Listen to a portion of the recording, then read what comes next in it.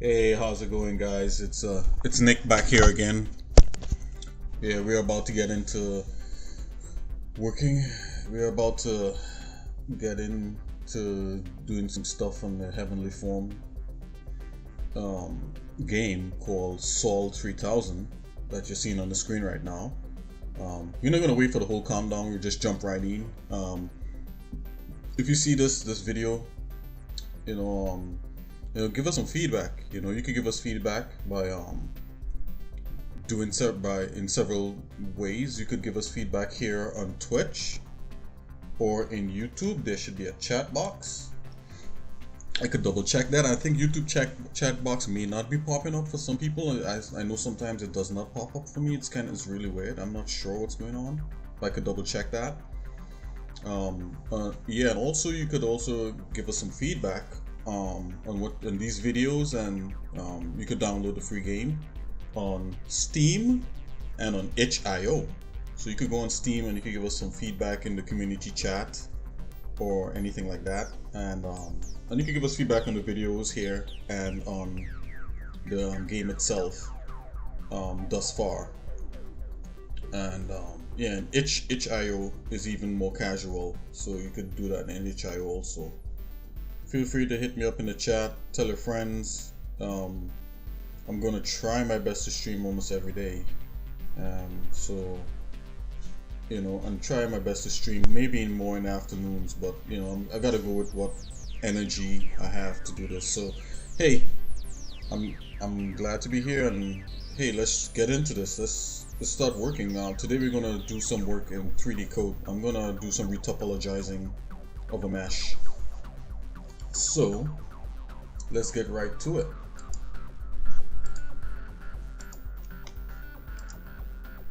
Okay, so here we are in 3D code,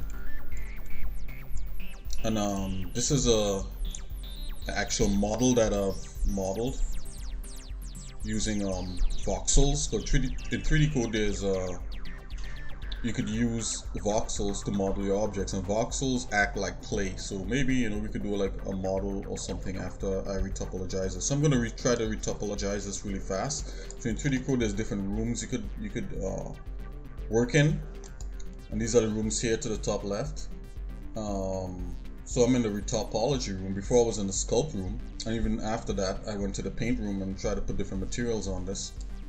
So yeah, so let's see what we could do with retopologizing this mesh. Okay, so these are all the retopologizing tools here to the left, and I'm just gonna jump in, right? So I already started, as you could tell, right?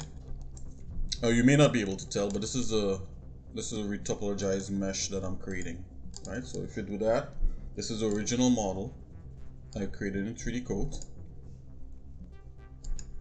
and I started to retopologize it. And what retopologizing does is that when you retopologize an object, what you're actually doing is making a game ready version of the high density mesh, because the voxels, and if you use surface modeling and different things like that, these are very high poly things, and it's like clay, right? Clay has infinite resolution, right? As much as you could see to sculpt detail, you could do it, and you could control the resolution here in 3D code. So anyways, I'm making a game engine ready mesh. So in 3D code you could do all this automatically, but I'm going to do it manually just to have a lot more control over my result. Okay, so I'm just going to jump right in and start with this automatic quad tool. Okay. Once you start with 3D code, your topologizing starts to go pretty quick.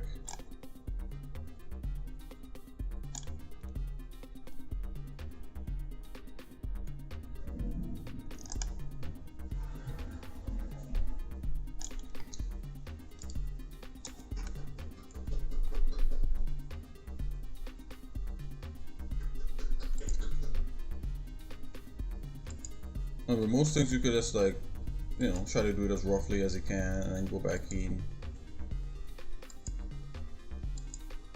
The reason why I'm doing some segments there, because I think it has a natural curve to this part of the mesh, so I'm just trying to replicate that back by creating a lot of segments.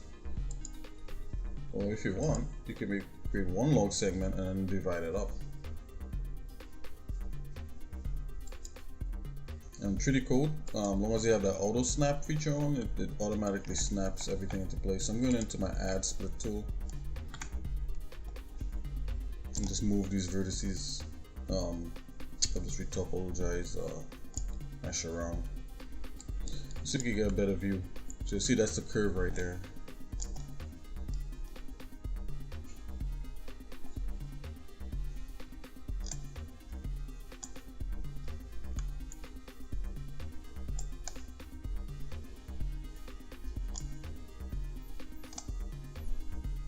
The game right now is in like early access on Steam and in itch.io also. It's like it's free to play because we still have to add the actual story of the game in there. You know, you can read the like a very basic premise of what the game is about. So Sol 3000 is about the future. So we're in the future of Earth in the year 3000, and at that time, the Earth is basically a utopia, right? So you know, Jesus, he is the king of the entire Earth at that point, and everything is going right. And for 1,000 years, you know, people live on Earth in peace. You know, the people that are born at that time during the what they call the millennial reign of Christ, of Jesus. He they don't know like what this world was. You know, only a few people know, and you know, they could, not like it's being hidden. You know, they could find out and stuff. Like, I'm guessing. I have to go over the Bible again because it's kind of based on some biblical stuff, some biblical accounts. Yeah, so you know, that's what it is, you know. So you know, we're trying to get some differenceness in the gaming industry. I mean, if you want a different kind of game, it's already there, you know, like you know, the straight historical shooters like Call of Duty and stuff like that. You know, different kinds of games are out there. So we're just trying to look for something that's different, you know. So it may not be your cup of tea, you know, and that's fine. But it also may be a cup of tea, right? You may be a person that's very curious about different narratives and stories and fantasy and all that. So the game is basically a futuristic fantasy game, right? Using things from the Bible, you know, as an anchor for the story and that kind of thing, as a premise for the story. So you know, to me, those things are. Well, to us, we think those things are pretty cool here at Heavenlyform. You know, thus our name. And yeah, we try to, you know, you know, and this game may be a little bit darker of a game in tone than I originally kind of wanted to do, but you know, I thought the story, you know, was very interesting. So you know, you got to start somewhere, right? So I mean, this wouldn't be the only game that we do, you know, God willing. You know, hopefully we would be able to do other games, other different types of games, you know, in different genres and different stories. And, you know, more the merrier. You know, let's have fun, right? Just clean, happy fun. I think I know what's going on there. I think the vertice is like flying over and being just getting stuck because the edge is not directly on. So if I just do something like this, actually just go back.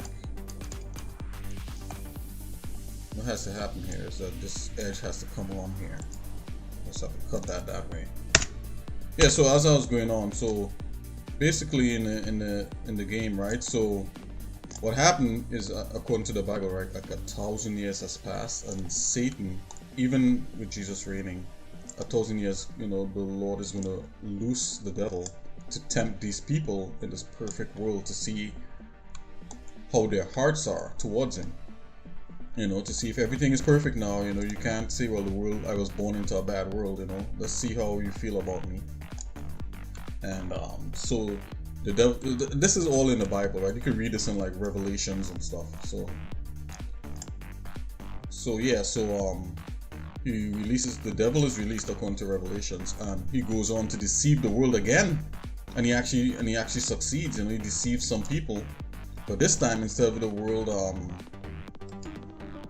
just continuing and for years and years in evil, I think that's where our game picks up, right? So our game picks up where this deception is happening, and these people are building old war machines and old inventions from this world, right?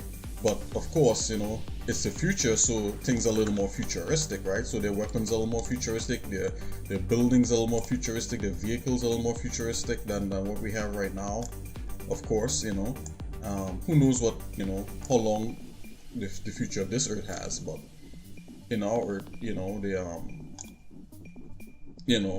some of the stuff look really magical that they have, because they have ingenuity, and there's no lying and there's free thinking. But when the devil starts deceiving, then these things start happening, and you basically play a character called Saint Karen, who's commissioned by Jesus, along with I would like to do. We're planning to do a couple other characters you could pick, along with maybe with a few other characters that goes in to destroy these wicked inventions that these people are doing, and to probably convince some of them, or probably show them how they're being deceived by the devil. Whether they're successful or not, you'd have to check the game out. You'd have to play the game to see that. And so that's the basic premise of the game. There's some cool games out there that deal with like kind of hell and heaven issues. I think there's a game called Heavenly Sword, and there's another game.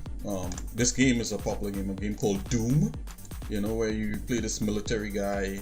I'm not sure, I never played Doom, but from what I've seen, you play a military guy that battles against the forces of hell, and stuff like that. I don't know if you actually go to hell in Doom, but hell open a dimension on Earth, and demons are flooding the Earth, and they give you like guns, and you gotta blast them away and stuff. So, so the genre is somewhat around, right?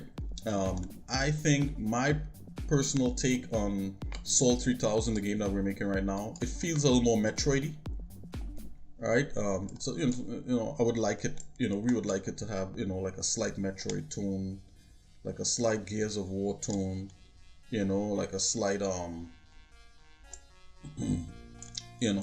maybe a little bit of Anthem. Who knows, right? So we're still working on it, and we got to work with how up to our skill level, right? We can't say, well, we're going to add all this stuff and we don't have the skill to do it. We're not going to set it.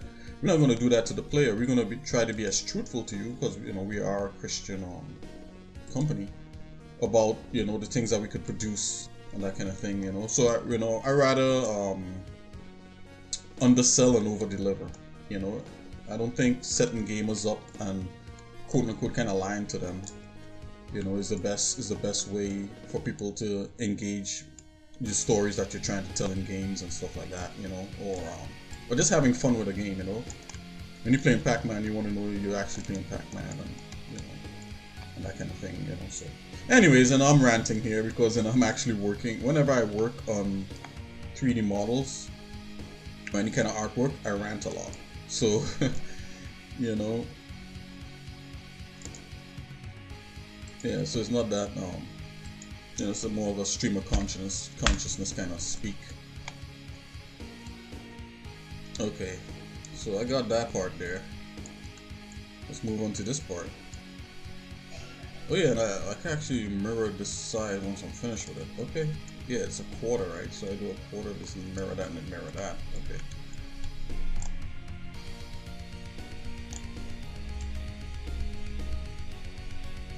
I actually could have mirrored this. Let's see if we could get this mirrored.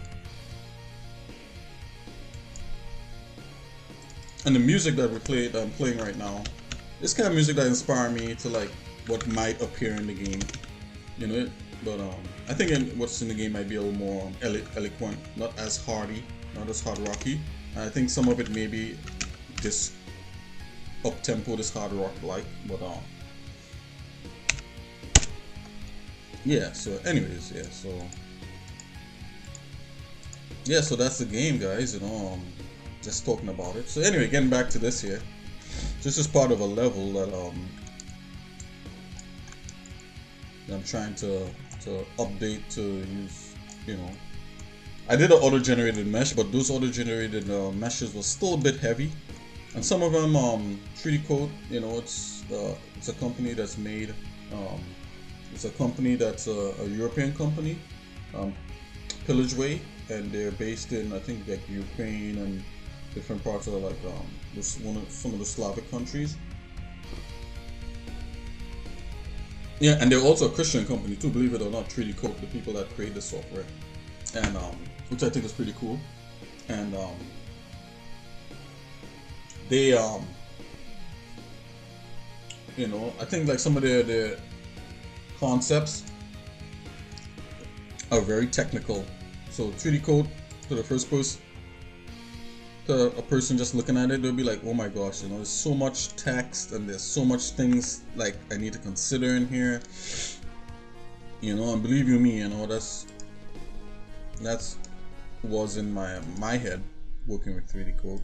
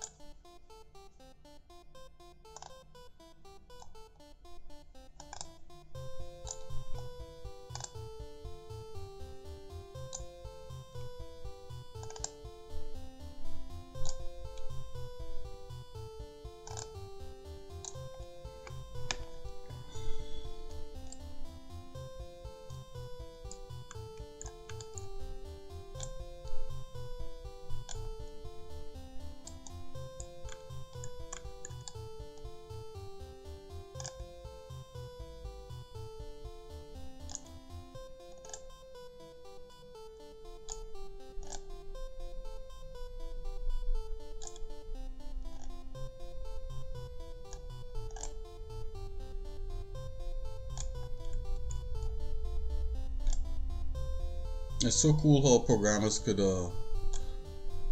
make artistic tools like this for artists to be able to realize their ideas, you know, and their dreams of doing art. You know, I think of Blender, I think of the GIMP. Then all these softwares are free, you know, Blender and the GIMP and stuff.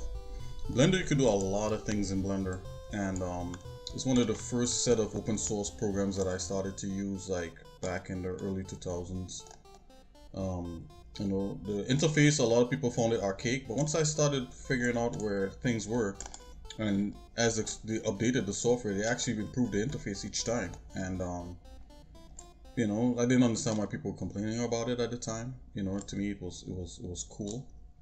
But everything under the sun needs updating, right? So you know, I mean, you could tweak things to, you know, the kingdom come, quote unquote. I'm getting like a little gimbal lock here in this. Let's do this. Let's see if this is better. Okay.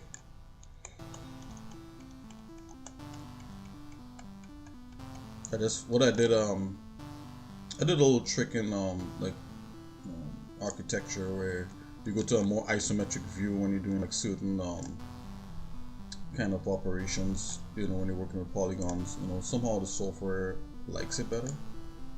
So a lot of like 3D software likes it, you know, or make things easier, but hey, you know. Anyways, yeah, back to what I was saying here. Let's go to select. I want to actually select these polygons. Let's go to polygon over here. Let's select the polygons I just created.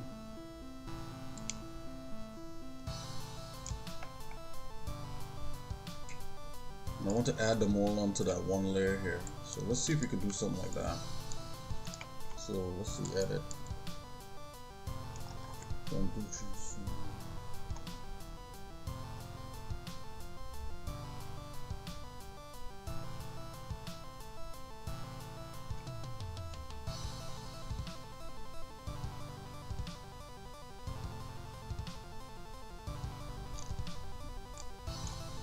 See what operations we have in here. Yeah, I know there's like a separate. It's all together. Let's see if the separate drop it on one layer. It did. Well, isn't that clever?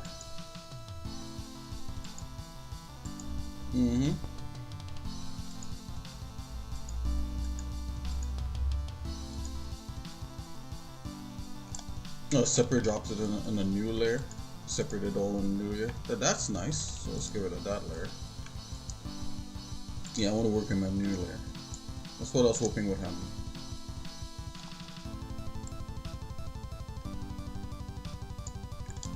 Okay, let's go through this again.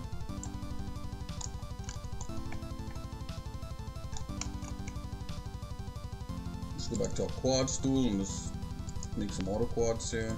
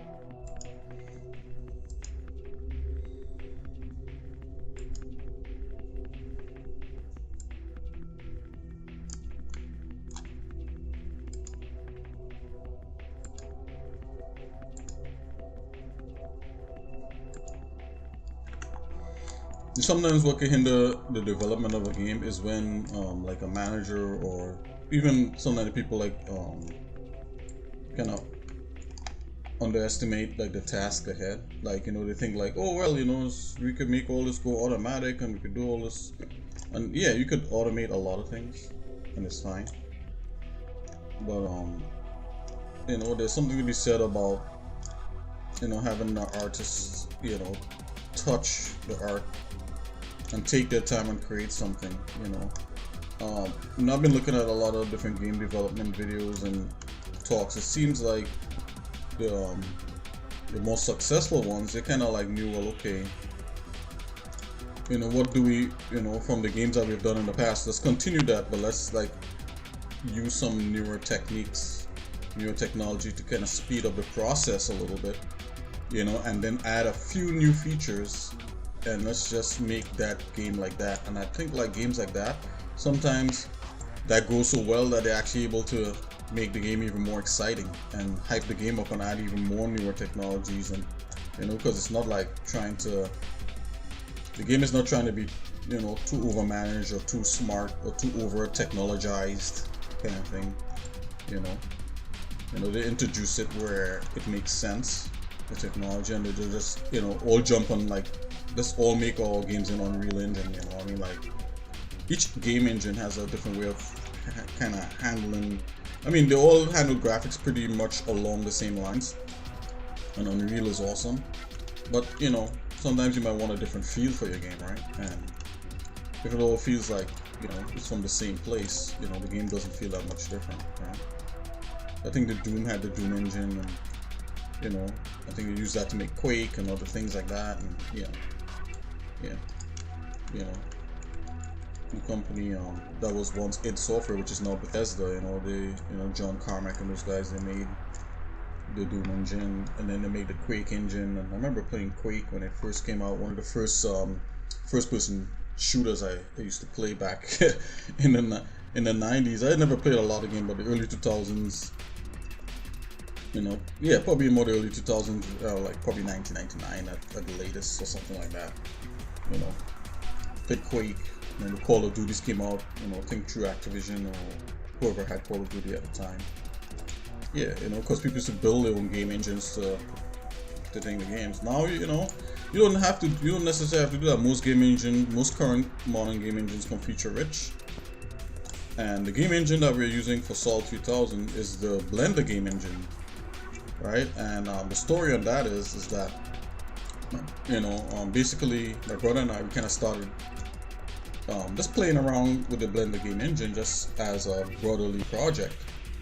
And you know, we were like, hey, can we get a guy to run around and stuff like that? And we did that. And then we were like, hey, you know, can we get a guy to shoot some bullets? And then we did that. And so, can we get a guy to collect some stuff? And then we did, you know, my brother, like, he programmed some of that stuff, and I used some logic breaks and different things like that. And we kind of pulled together a little and we looked at some tutorials online, you know, to get a wrap your head around it. And, you know, and I was doing 3D art before all of that.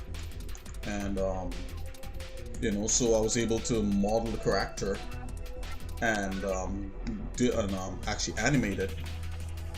And it was just all in the name of fun, man. Just some kids, you know, some young guys, or you know, adults, you know, just two brothers, just, you know, doing a project together, you know, just to keep our brotherly relationship, you know, tight, you know, like, hey, you know, remember when we did this or we did that kind of thing. And you know, we decided, hey, you know, let's, you know, for a while we didn't bother with the game, you know. For a while we worked on the game, and then off and on throughout the years, and 10 years passed, 10, 15, I think it's 10, 12 years passed, and now we're like, you know what, remember that little game crack, little green guy running around shooting and collecting ammo and had little enemies, and what if we could take that and try to put that out for other people to play?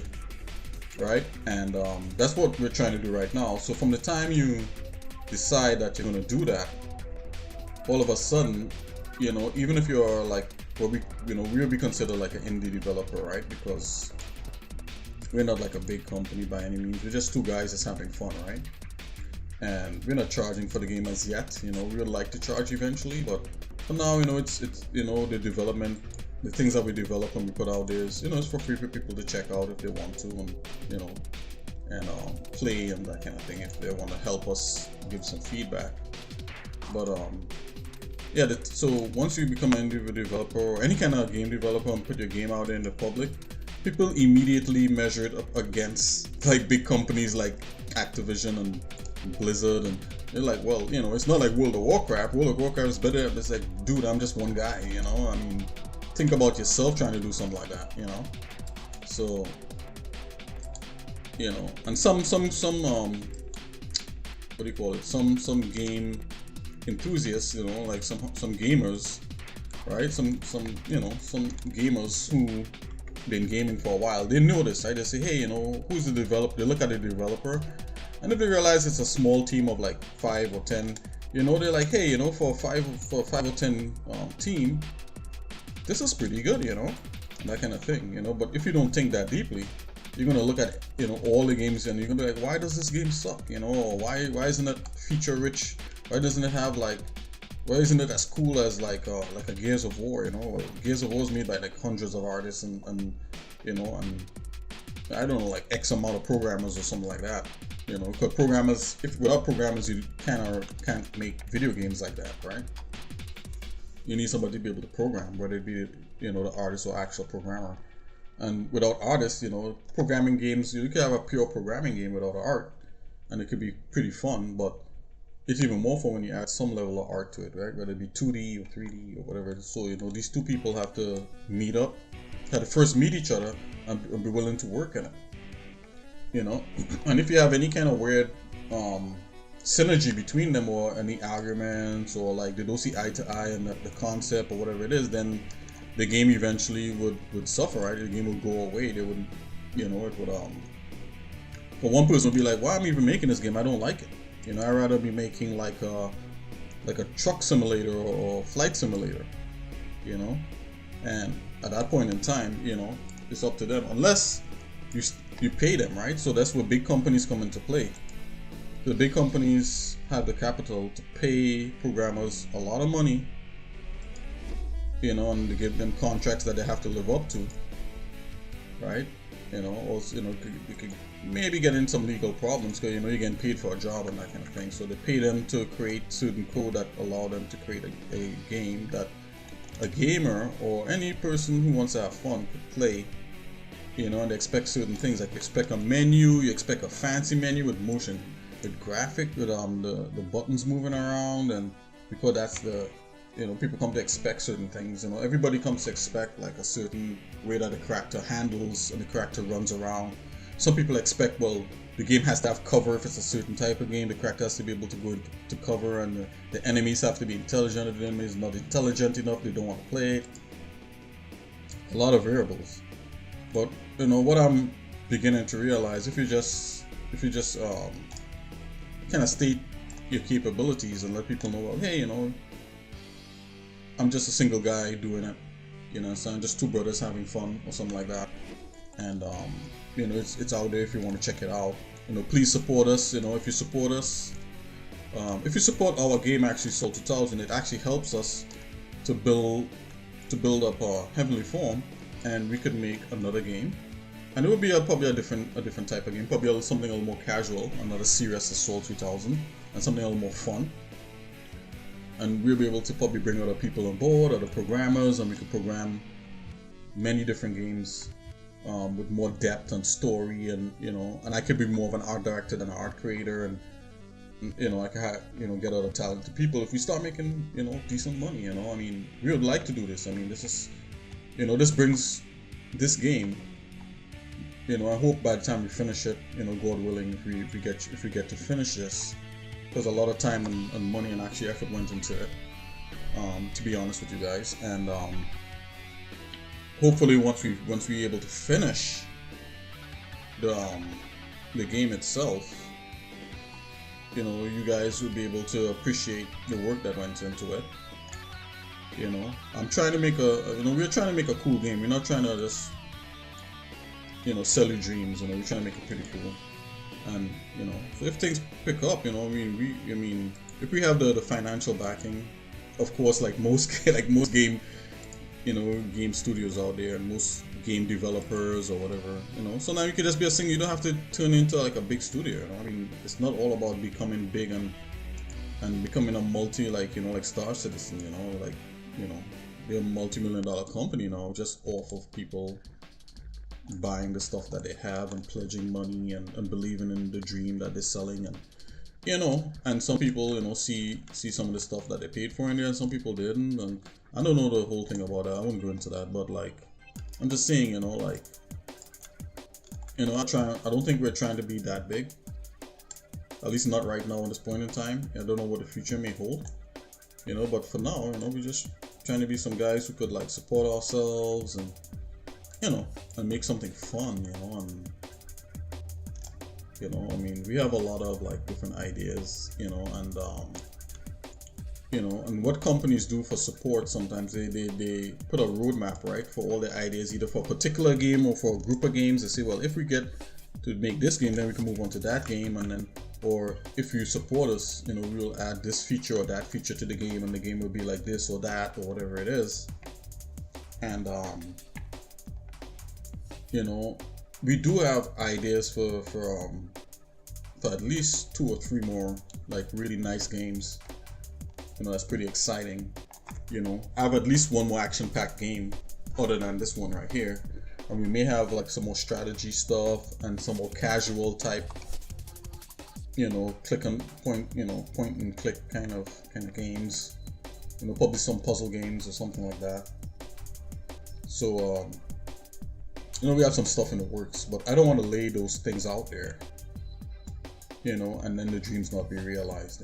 I mean, I think dreams not realized, if you know about the what could be and it's not realized, it kind of, it's kind of like a little bit disheartening, what I mean? And like, remember that game, I don't know if you ever look at there was a Star Wars game that was going to come out called 1313. A lot of people was hyped for it because of what they saw at the time. It was very different for a Star Wars game, and it was just looked very innovative for a game, period, right? And imaginations run wild of like what they could actually do and how they could actually put in the game. Since that time, many games came out, in the same vein with the same kind of mechanics. So if that game was to come out now, people will still be happy and they'll buy and they'll play it and probably be a huge success. But it doesn't have the same impact as seeing it or hearing it for the first time, and then probably like a couple months after you get to play it, like it blew you out of the water. So I'm looking for that impact, that similar impact with this game. The games that always leave a lasting impression on me is the ones I didn't expect to be anything, right? So I don't play a lot of video games these days because I'm actually because I'm making one, right? And I haven't played video games in a little while. I play from time to time, probably more truck simulator. Like there's a truck simulator out there called Euro Trucker and American Trucker and stuff like that. So I play stuff like that. Yeah, so I play stuff like that, and I think those games are nice, they're kind of casual, but I don't really play that much. I look at more art stuff now, art has always been fun for me to do, since I was a little boy, and a kid, since I was a kid, and that's fun for me, I also like reading the Bible, of course, and getting closer to the Lord as much as I can, and yeah, I'm just trying to improve myself as an individual, and I think most you see a lot of programmers sometimes doing things like that. They're trying to like improve, their person, and that's the game for them. How best could I improve myself? You understand? And up to a standard, and a good standard of improve, to improve yourself is the standard that Jesus set, right? So that's the standard that I'm trying to put myself up to. Cause it does mean sometimes you might have to sacrifice some things you might think is cool or enticing, and I mightn't be able to do that anymore, because I don't want to, you feel like you're letting the Lord down, or you're letting yourself down or something like that, so, or you're disobeying a commandment, you don't do that. So anyways, coming back, I'm just stream of consciousness talking right now. But I'm looking in the chats and there's not anybody right now. I'm just gonna type hi, hello here.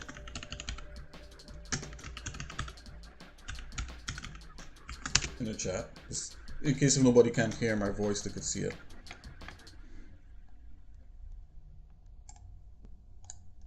Okay, let's see what's going on here with this part of the retopo. For some reason this part here doesn't wanna. Okay, there we go. I just rescued it from some state of limbo right there. Okay.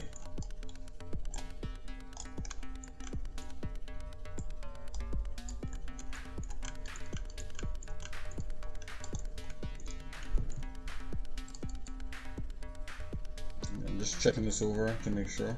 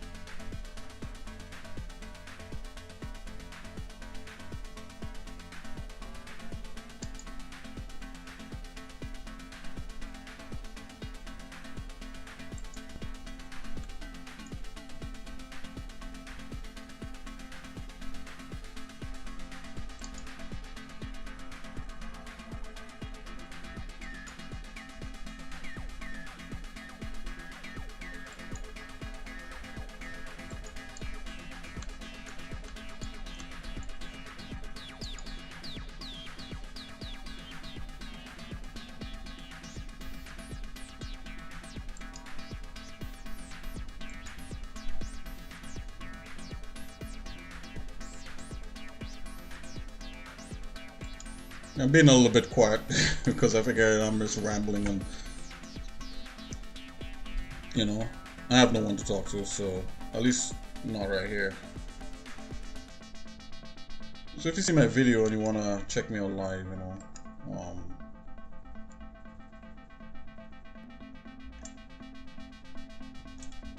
we try to be on in the morning and in the afternoon, every day if possible.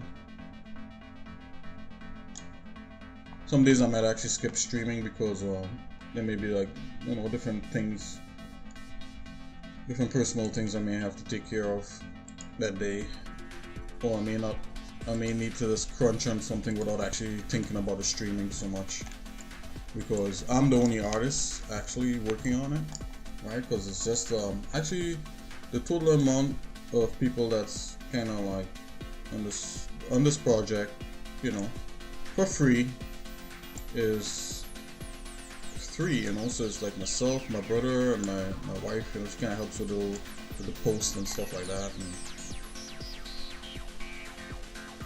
you know, we're just trying to just get it done, you know, and put it out there so we get as much feedback from people as possible from close to the final product. Right now the product out there is pretty cool, but it's nowhere near the final product. It's more us putting out the stuff that we already had, and it's more about getting the levels down. So the game Soul 3000 actually has 5 levels, you know, 5 levels in it, and you know, I would have liked more levels, but that would make more time. I mean, just to get these 5 levels out. And right now, this piece that I'm designing, that I'm retopologizing right here, is for level 3. So if you play through the game as is, if you download from Steam or from itch.io, you would see that level 1, you know, looks like a level, and then level 2 looks like a level. If you could get through level 2. You know, and you know, it's the level's a little bit boring and a little lackluster in terms of features right now, but it's just basically me doing the level design and having something to put them in, and then run the character through to make sure that the level design looks decent and all that. So that's what you get to play, right?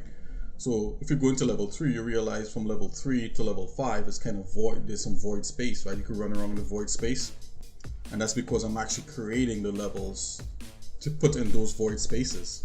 So if you actually download the game and you play it, when you go to level 3, you see level 1 finished, level 2 finished, and then level 3. And I'm talking about game design wise, not in terms of enemies. And we still have to put a lot of enemies in there. The enemies are going to change. We still have to put certain game mechanics in there to make it feel more like a game, right? But this is the demo that's out there is basically the level run through. So that's basically, for me, the level designer, to take the character and run through the level with the actual character to see how the design is shaping up from the view of the player, right? So that's the best way to know if your designs are working, is to be able to jump into the level and walk around and take a look, right? Because that's how you, the player, that's how you're gonna experience it, right? You're not gonna experience it through these artistic developer tools that I'm using. You're gonna experience it through the game application, right? Through the game itself.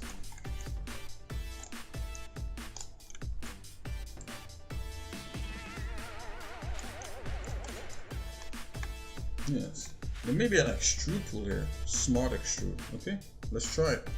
Let's use smart extrude and see what we get if we just extrude up a section of this. So first of all, I'm thinking I'm gonna have to select. So let's select this, just to see. Probably like that. And let's extrude this and see if it works. Smart extrude, you go free along normal extrude faces.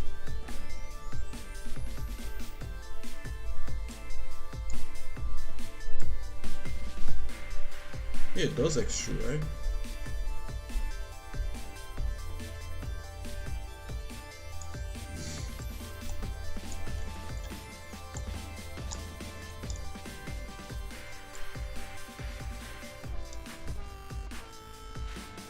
You see what's happening there? The normals are flipped.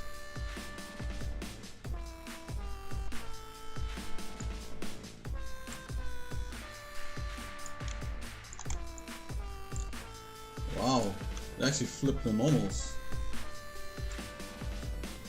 Oh, because it actually wants to extrude the other way. So can I flip normals?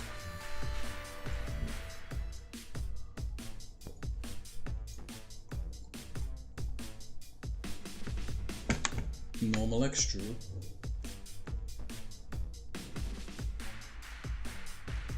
Wow, I have extrude vertices. What did I use? I use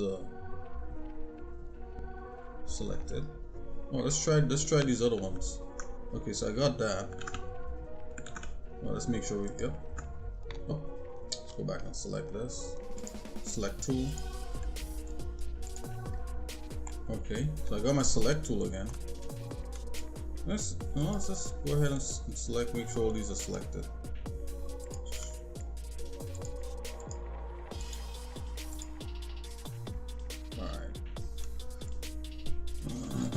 Let's try this. Okay, so I got this here. Let's see if we can extrude this in different ways, right? So where do we see those that extrude selected, right? Normal extrude. Extrude along average normal direction. Yep, face extrude. Let's try extrude vertices. Let's see what we got.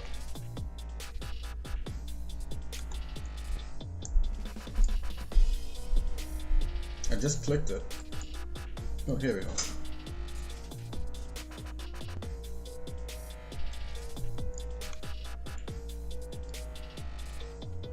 Commit extrusion.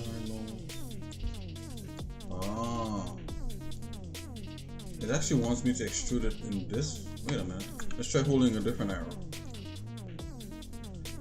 It still does the same thing. It doesn't matter which arrow you hold. I'm looking at the tool, you know. I would like to know more about this. Yes.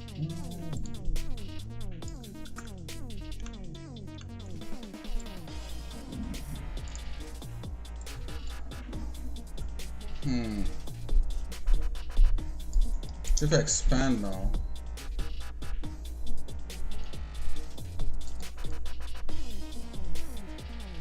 Okay, let's see. I want to extrude it up to there.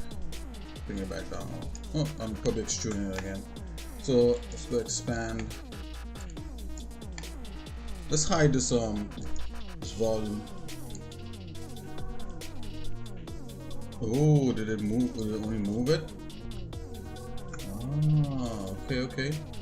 Yeah, so it's good to like check out these, all these tools that they have here in 3D Code. Let's try to extrude vertices again.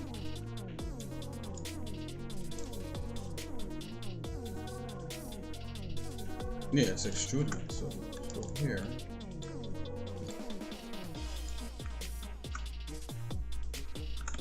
Okay, so go back and select this.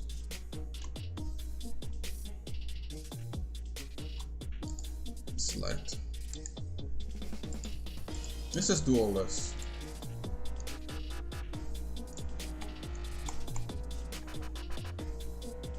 Shell. What is shell? Let's see that.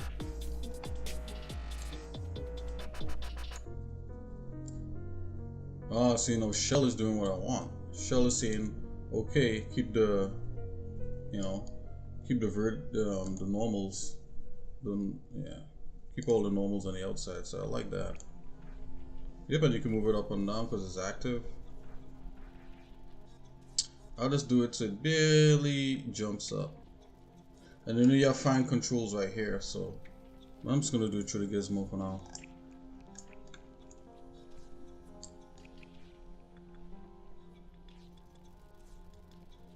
Alright, so it's not perfect, but it gets you there.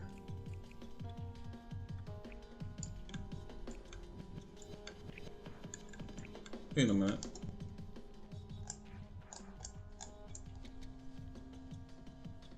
Oh, where's my...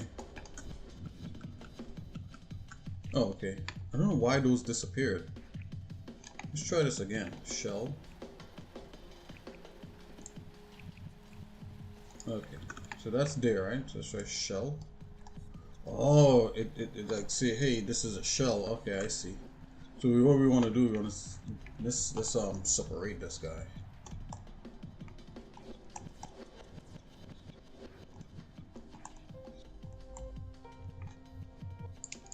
Yeah, so he's his own thing. So we're not gonna affect the manual ones that we do. We're just gonna affect the shell one. That's interesting, you know. I know these tools always have like a different thing. And I'm just gonna get it right above that line, this artistic eye kind of thing. Okay, so that's it. So I'm just gonna link it back up with these other ones. I'm just gonna hide this for a minute.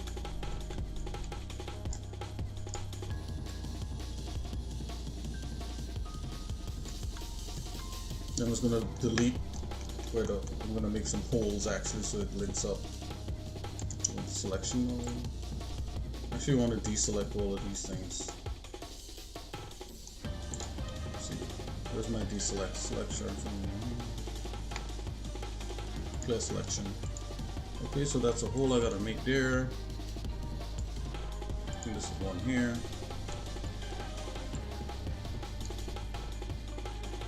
Yep. Hole there, hole there. I think that's it for now. And probably a hole here. Just hit delete. Yep.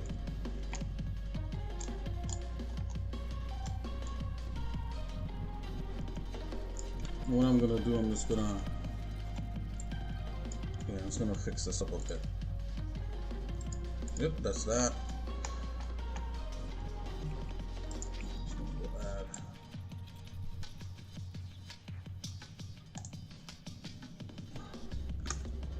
Zoom in here a bit.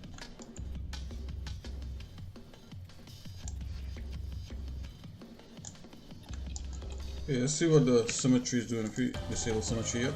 The symmetry could be a little confusing, but I'm just gonna keep it like this. Yep.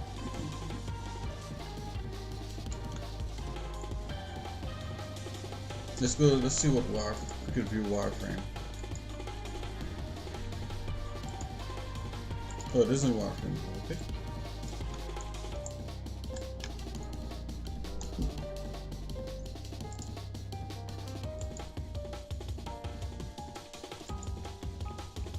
Turn it back to sculling. Yep, that's cool.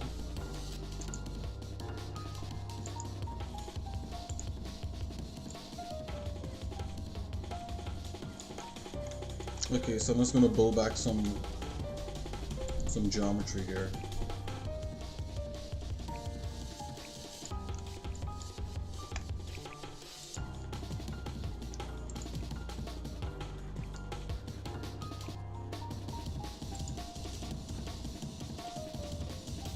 Oh, there's actually a cap function.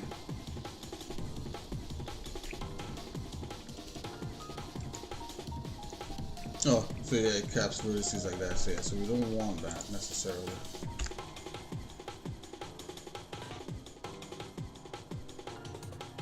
Points to polygons. Let's try this.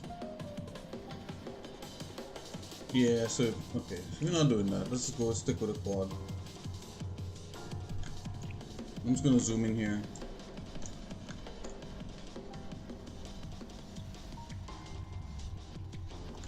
How easy it was to, you know what? We could actually delete these, extrude these up like we did this, and we'll be like pretty much done except to delete some polygons, and I think that'll be cleaner. So let's do that. Let's select these. Let's make sure we're in edge mode. Let's go like so.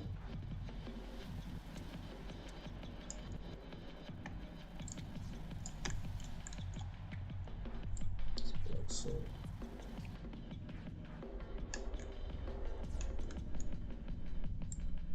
Yeah, you can remember we spent time building this up, but that's before I saw the extrude tool. Okay. Well, let's use that extrude tool on this. I'm going to select these. Go back to face mode. Oh, they're already selected. Oh, except for this one. Alright, let's extrude that guy. Extrude these guys up, these puppies up. I want them to reach until here. So what we had was shell modifier. We shelled it.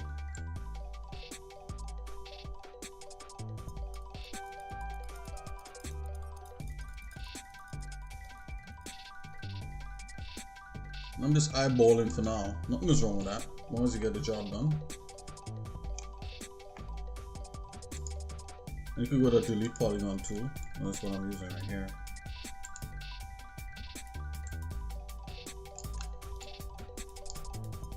I'm going to delete the polygons we don't want.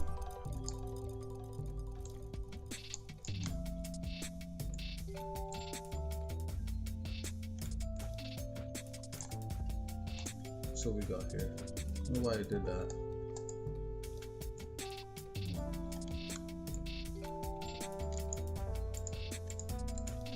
Yeah, let's make sure this is joining. Yes, it is. So.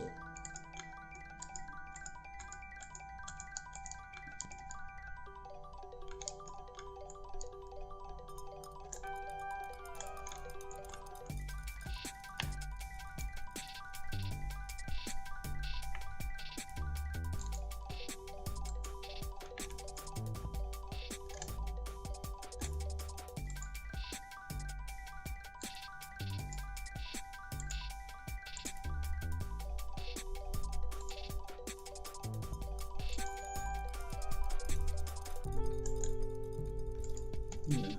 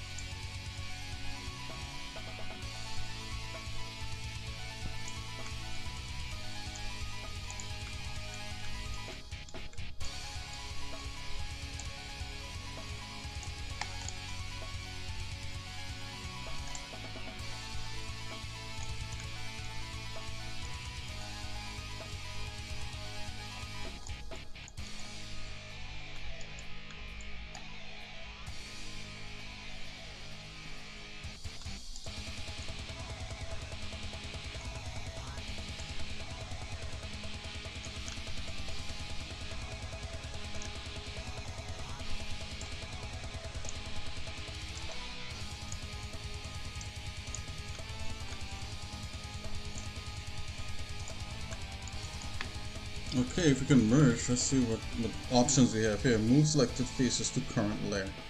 Okay, we can do that. Can we select all these faces?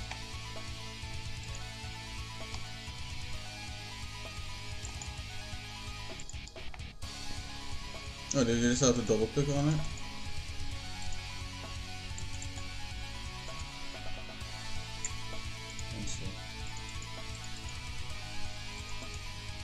Okay, select current face.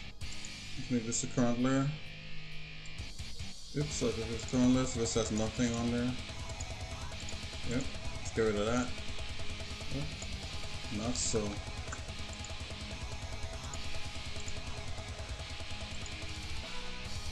There you go. Selected faces to current layer.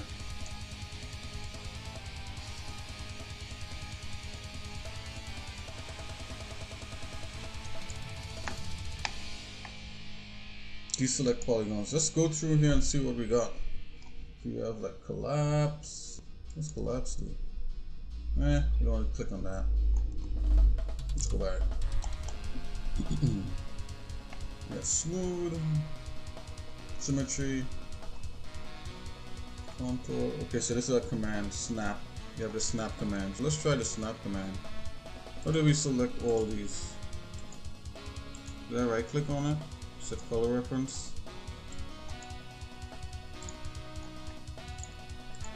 Did I double click on it? I hide it and then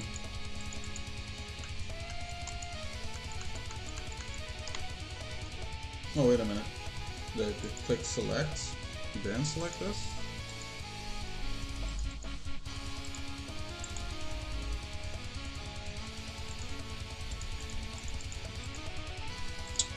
Come on, get out of here. Let's see, add new current layer, duplicate, right? Select all faces of this layer, that's what I clicked on. Okay, so these are the little important things you need. Make symmetry copy of this layer. Symmetry should be enabled for this. Okay, I see. So let's what we're going to do here, we're looking at something else here, snap. Right, there's a snap command. Actually, it's a snap selector, right?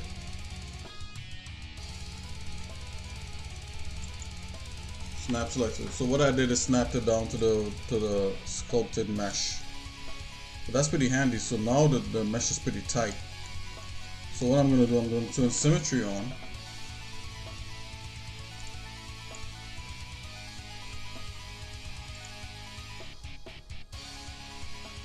Alright. So what does it say here? Let's try symmetry the other way, see what that looks like. Okay. I like that. Let's see if we can fix this a little bit here.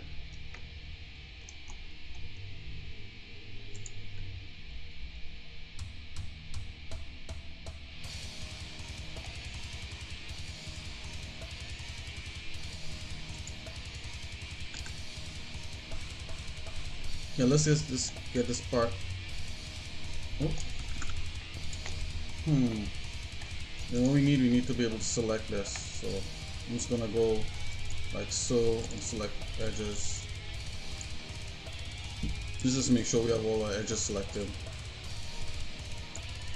Let me see if I could deselect by going the other way. Yep. Look at that. And then I can bring this guy closer.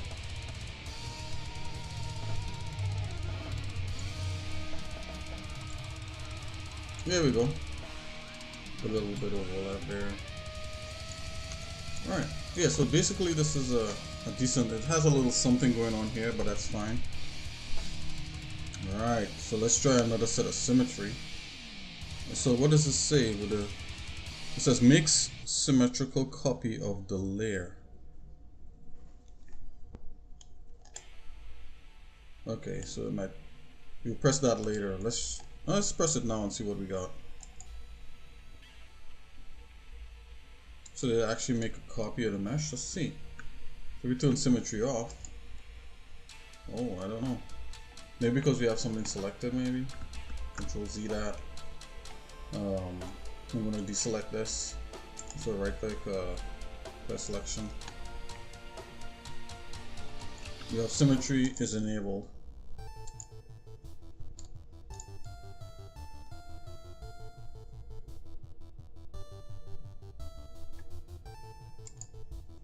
Okay, so we made a symmetrical copy, I'm thinking. We disable, yeah, there you go. That's a symmetrical copy. And that's kind of what we want. So let's make another symmetrical copy. Enable symmetry. We could have do the 2 axes, but I just wanted to do one at a time just to see what it looked like. Yeah, let's do that. Let's make another symmetrical copy. Faces. Face delete due to none. Oh, okay. Yep, it did it. I think I was pressing it more than once. So what we could do is to do another snap on here and have it snap on the whole thing. So let's do that. Another snap command. Yep. Well, let's try selecting all. And I think this select everything on here is this button. And let's do that snap. Let's see if that makes a difference. I didn't think it did, but there you go. Apply. Yeah. So here we go, guys. We just have one piece up here to do, and we could do that piece by hand. It's not a big deal. So let's do it. Go into quads tool. And we have everything here. I'm just gonna go like so. Like right in the middle. See, that's a quad there. So and so. And so and so. I think this part of the mesh you might even see it, so maybe we may delete this part, so I'm not sweating over this, like how this is not to the edge. Or you could just do it. I mean, it's not a big deal to move it. Just move it just to make sure.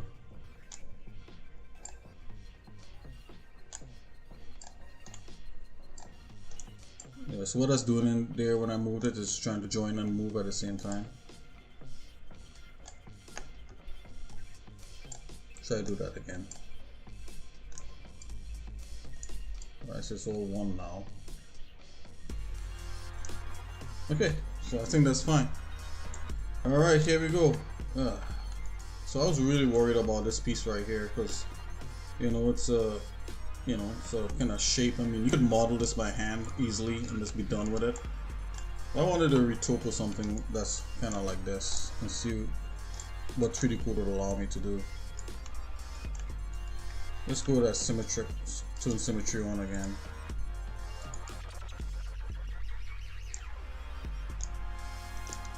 So I'm getting this edge right here that's kind of a little bit malformed manually.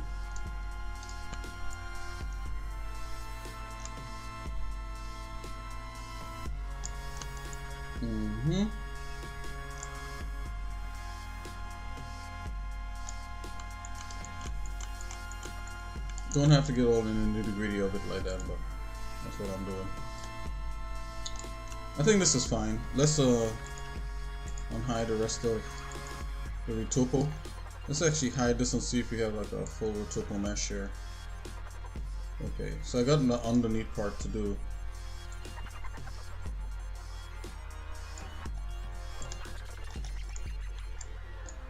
Oops, I moved something by accident.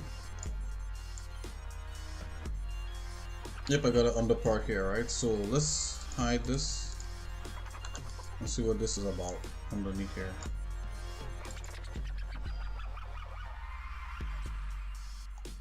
So this may be like a thing it's trying to like cover up. Or maybe it's open.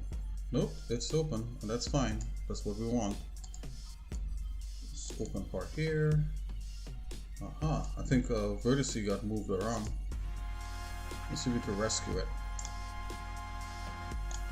There you go.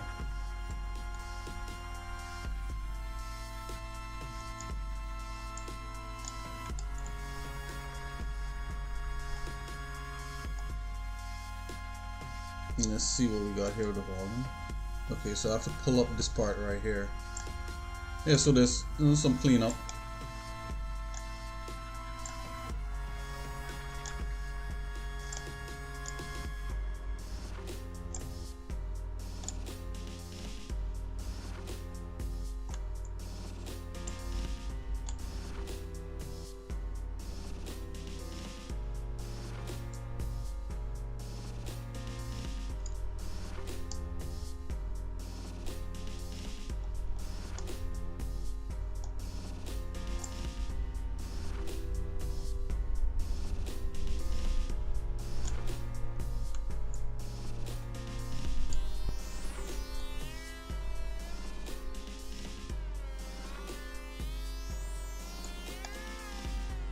Okay, so I want to close up this gap here. So. But the underneath part is a little bit more important than the top part. Oop. Let's make sure we make this on the right layer.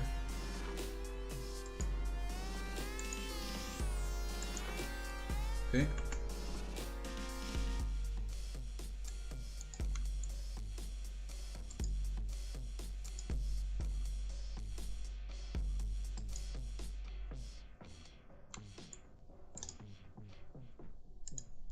There we go.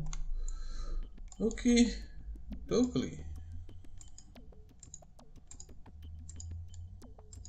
Okay, and these layers here need symmetrizing, so make sure symmetry is enabled. Let's do this one, and that one. Support here. Symmetrize this one. Oh, I think I symmetrized that the wrong way.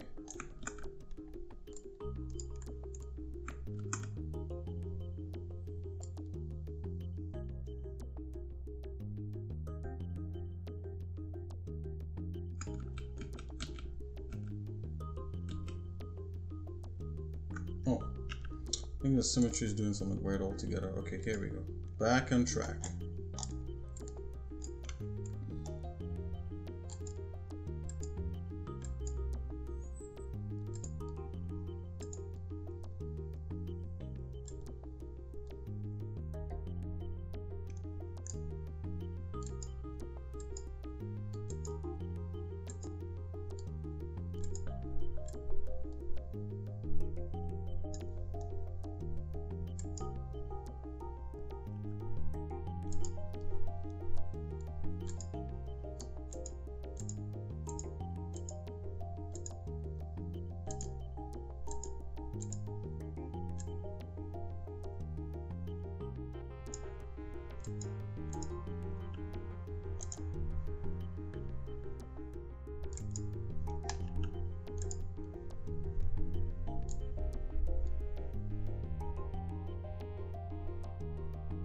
Hey, kidding me with that? Why isn't that symmetrized?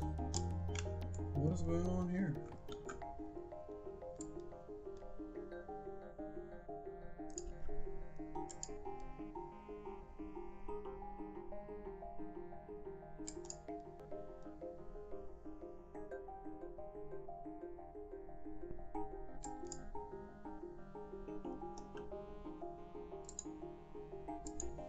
Oh.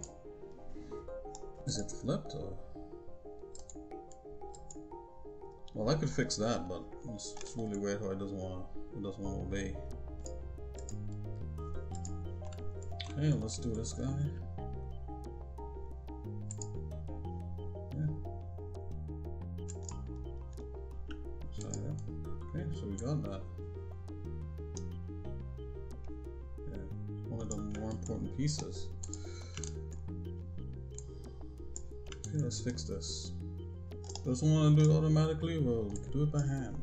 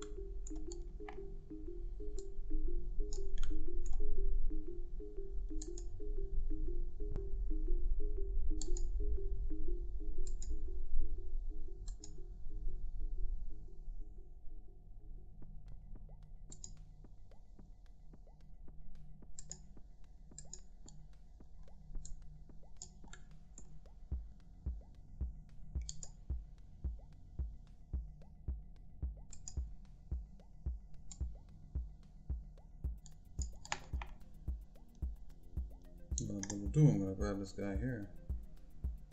Stick him with this guy. Okay, that's a lot better. So let's see what we got. Got that. Got this. Got that.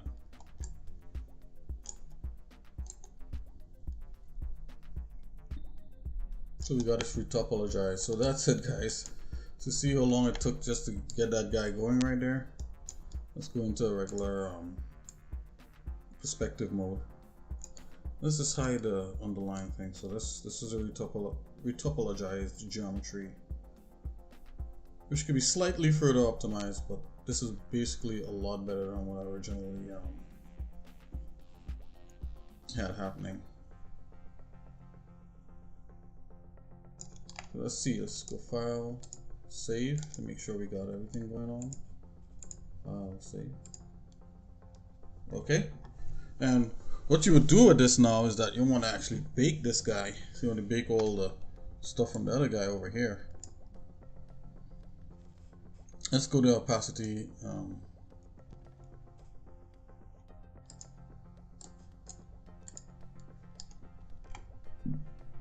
Z-bias. Okay, view, backface culling. Aha. So with backface culling now, you can actually kind of see if there's any kind of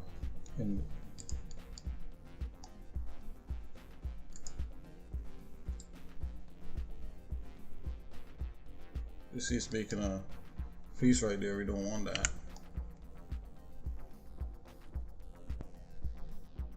You want to actually squat that up.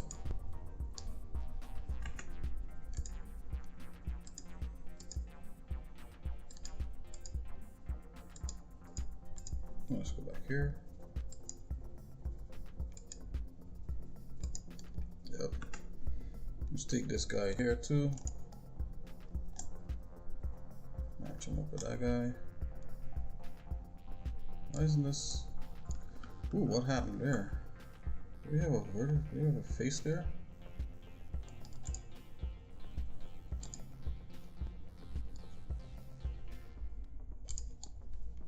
Nope, there's no face there. Just in.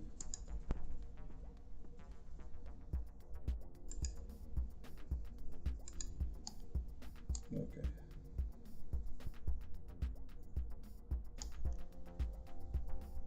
Guess the same thing's happening back over here. So you gotta like check through all the stuff.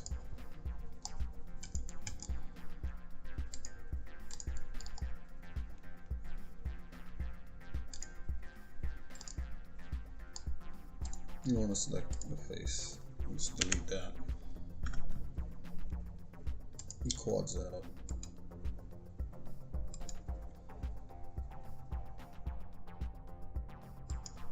There you go. Oh, on the top isn't done. I didn't know what happened there, but there's some flip-flopping going on. But we could definitely fix the flip-flopping. Okay, get that going. Anyway, the top here you mightn't see it, but we'll just fill that in real quick.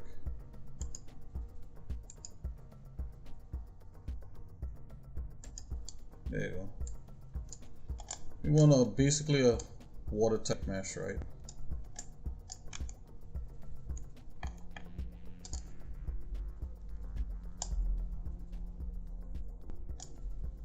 There you go.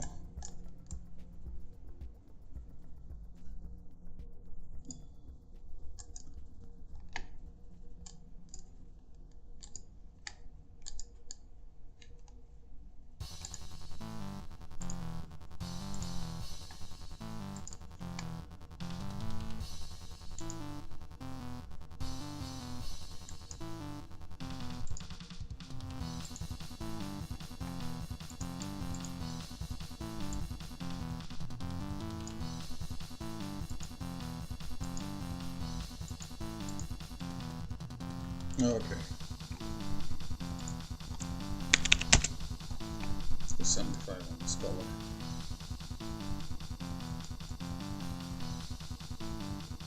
Okay, I think this looks pretty good, guys. So what are we gonna do? We'll save. And we can merge all this and just bake the thing. I'm gonna do that. So what I'm gonna do is, can we select all? Nope, select one at a time.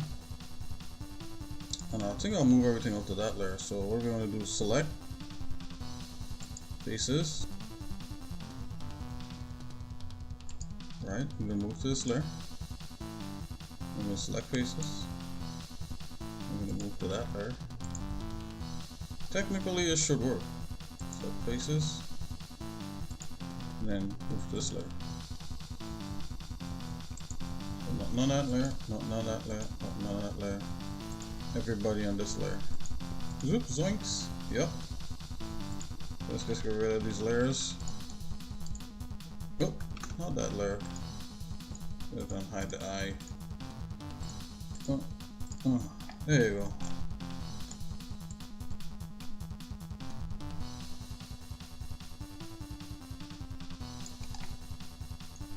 File, save again. Alright, so we have everything in this layer now. And this is the... So this other mesh I have here was... we don't need this anymore. Let's just go into the sculpt room and make sure that layer is gone. Yep. So this is the original sculpt.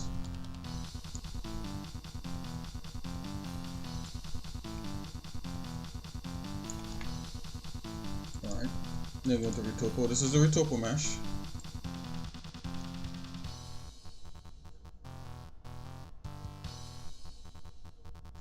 Alright, got a snap applied to it so it's all snapped up real nice and somewhat watertight. Hit this, save this after we do all this cleanup. Supports Retopo, and this is the support. So what we want to do is on the supports Retopo, let's go into the paint room real quick and see if we have any remnants. So there's no remnants in here of anything. So back in the Retopo room, and I want to bake, right? So we bake with normal map, per texture, per pixel. Let's go with that one. So this is going to show, you know, the cage in which it's going to bake all this stuff. So I'm just watching. Cage looks fine. Doesn't look, anything doesn't look intrusive. And then the inner cage. The inner cage might be a little bit much, so let's back away on that. Alright, so you see it's popping up. Inner cage, we just want to do this, a little bit of it. Let's go 5 instead. The outer shell is a little bit much, but I'll leave it like that.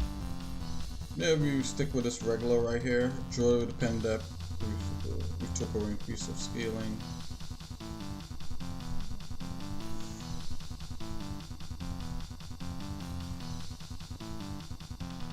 Okay.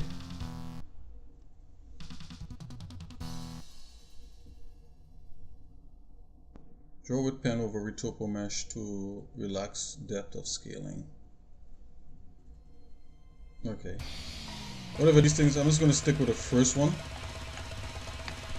Yes. Okay, so let's do it. Okay. So, yep, the normal map preset is Blender. No initial. We just keep it simple. UV set name, I'll call it support.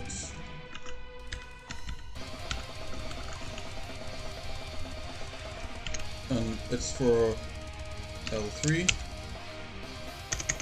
So I'm going to go L3 supports. L3 area 1 supports, and I'll put low for low poly.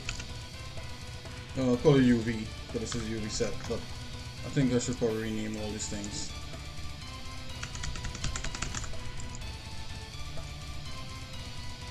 Can I do rename here? Nope. Let's just leave it like that. Treat materials separate textures. Da, da, da, da. Treat materials separate. Don't know what that means, but let's go.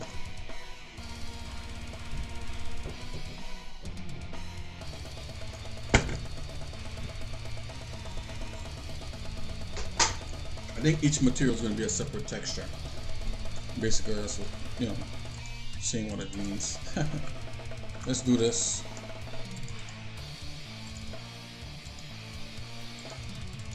I'll call this low. Okay, so let's go into the paint room now. So this should be everything. Yep, so if we hide that guy, there we go. Let's unhide it. Yep. So basically what you're seeing here is a low poly mesh that we created, but with the high poly textures on it. Just like the normal map to it. And then it has this other thing here, which I think is a metalness. And it has that color over there. And it has the underneath color over here. And this color over here. And then this color over here.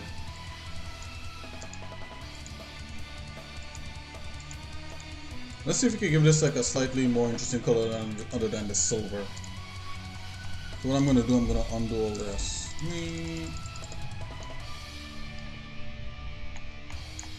Alright, let's go back into...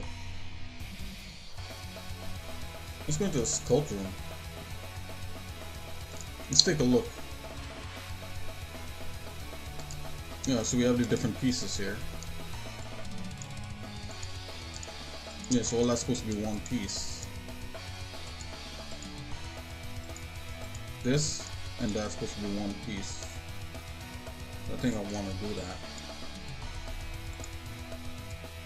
Let's just make sure.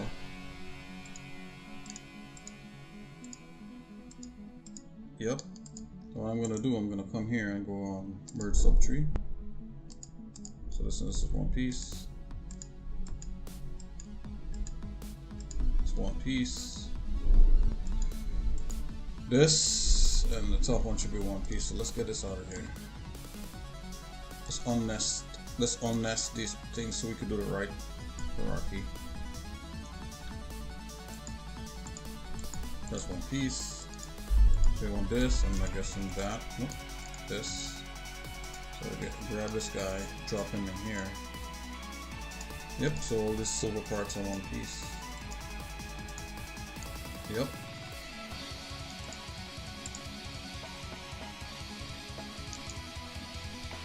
And you learn as you go, right? When you use the software, you start to pick up little things and you learn. The more often you use it, so okay, so piece 1, piece 2. So instead of calling these ones, I call it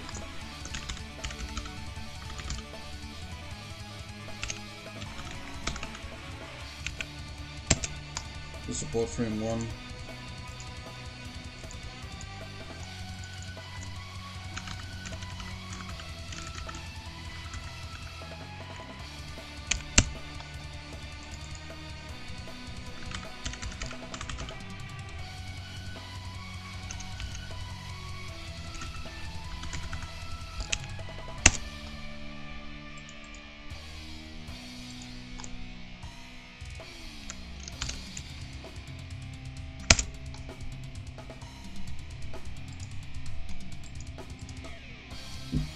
Okay, let's take a look. I'm thinking I might want something a little bit different for this. So the default, which color was this default? I think I might want some color in this. So right now we have a red going on. Let's just try different colors. This comes across as white, so I'm gonna go here and see what the blue looks like.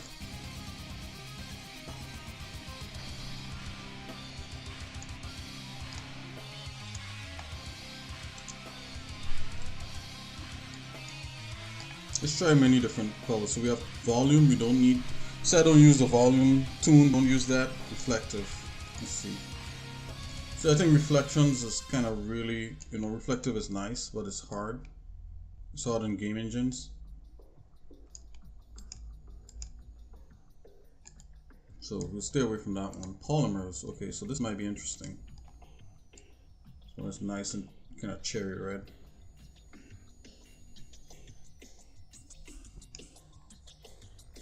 Let's go with this one. See, this has a bit of orange.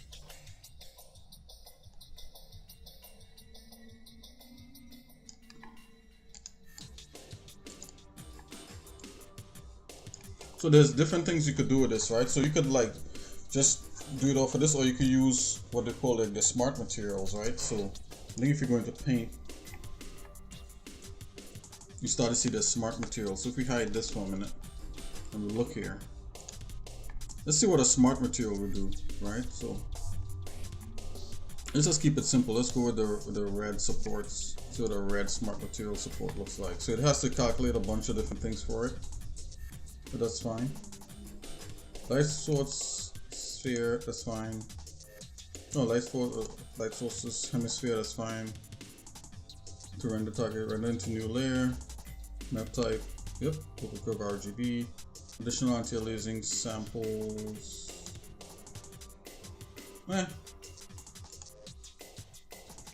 Let's go 4x. Light count. Okay, let's go. Right, and then when it calculates all that, then you can start using smart materials. So let's really work on that. Maybe I shouldn't put the anti-aliasing samples up to 4. Maybe I should just leave them off. Maybe it's taking a while to do that.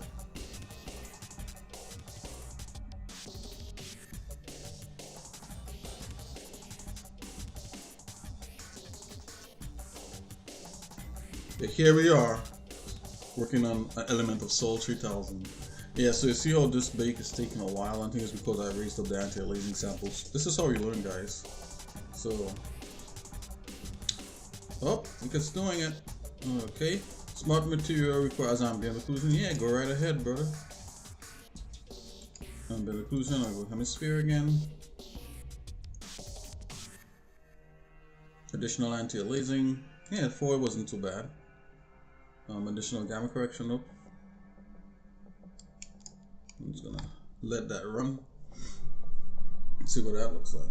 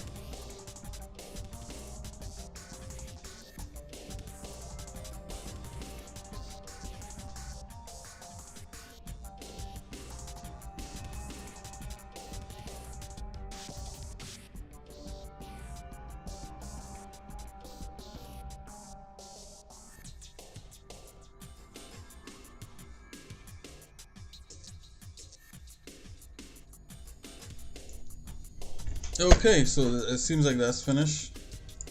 Let's see what these things will look like.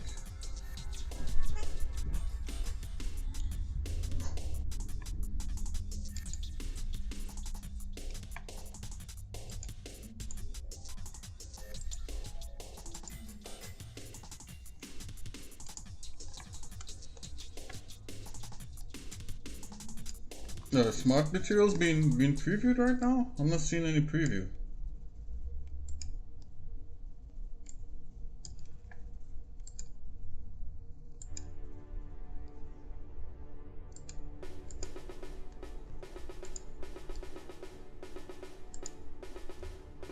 I know before when I held it up like this, it was the preview, but let's just drop it on here.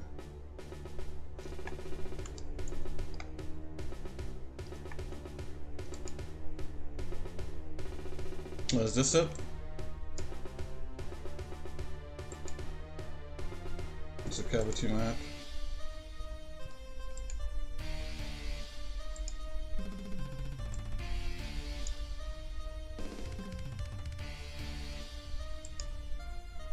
Okay, so this is the map here.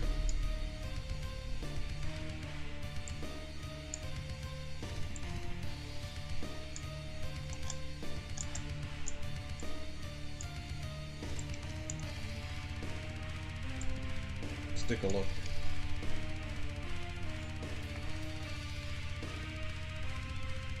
But you know, this is what it's saying that it could look like.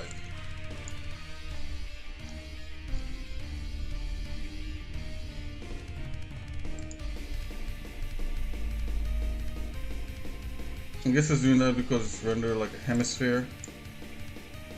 Which the hemisphere leaves only the top to be doing that stuff. So let's get rid of all these for now. All these layers.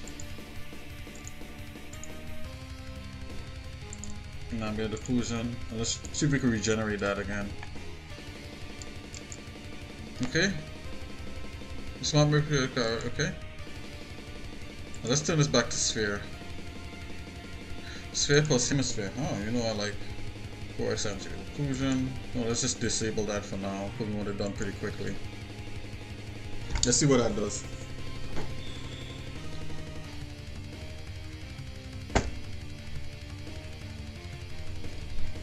Hey guys, thanks for hanging out with me here. Heavenlyform in 3D code. We actually topoed an asset that we're going to use in one of the levels, and I'm trying out different techniques right here in 3D codes. I'm going to go to a little break, meet you guys up in a minute. The stream continues.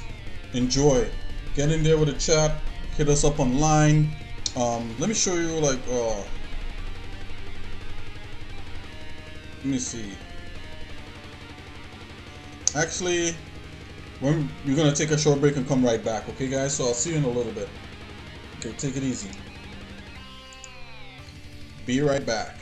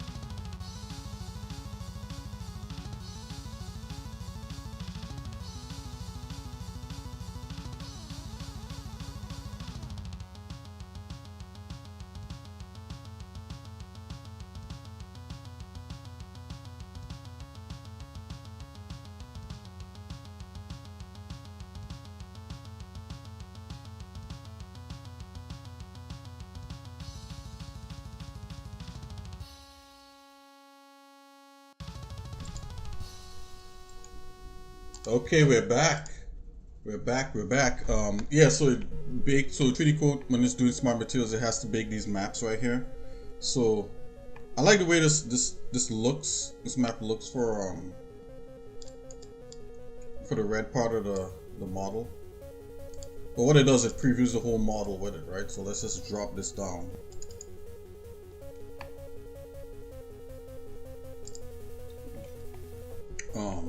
Cancel that.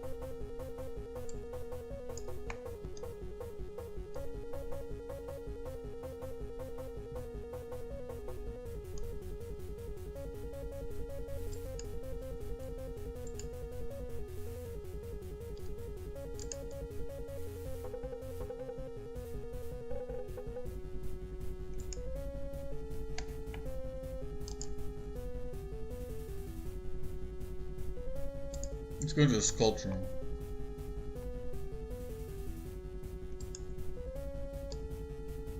See, in the sculpt room, I have these materials right here that I could use. Yeah, it's coming up into a little bit of a conundrum here. So I want to be able to just click and just see my stuff, but I'm not seeing the. Hold on. Let's see if we see smart materials. If we could bring them in here. Panels, smart. Shaders, smart materials. Okay, so smart materials are in here. Now, can we apply the smart materials suggest the stuff that we have here? Yeah. Let's see. So it flips me back over to the paint room. Add layer. This is presets, noise, save. Let's go add layer. We don't want to add layer, cancel.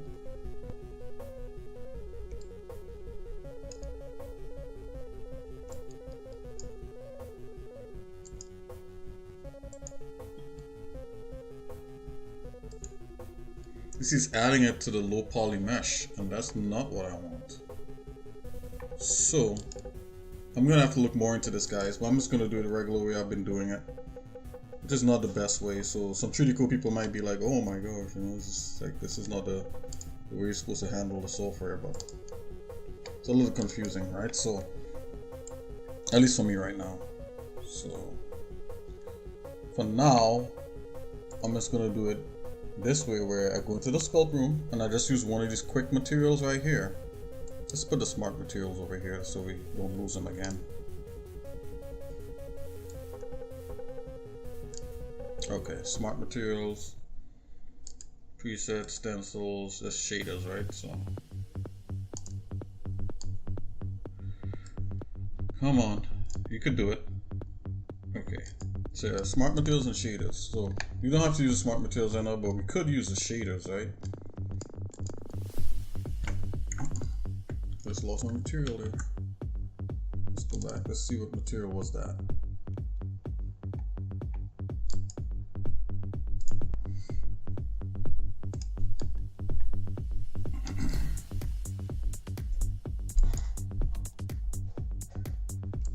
It's a nice bright red with a little bit of an edge. Let's see this one.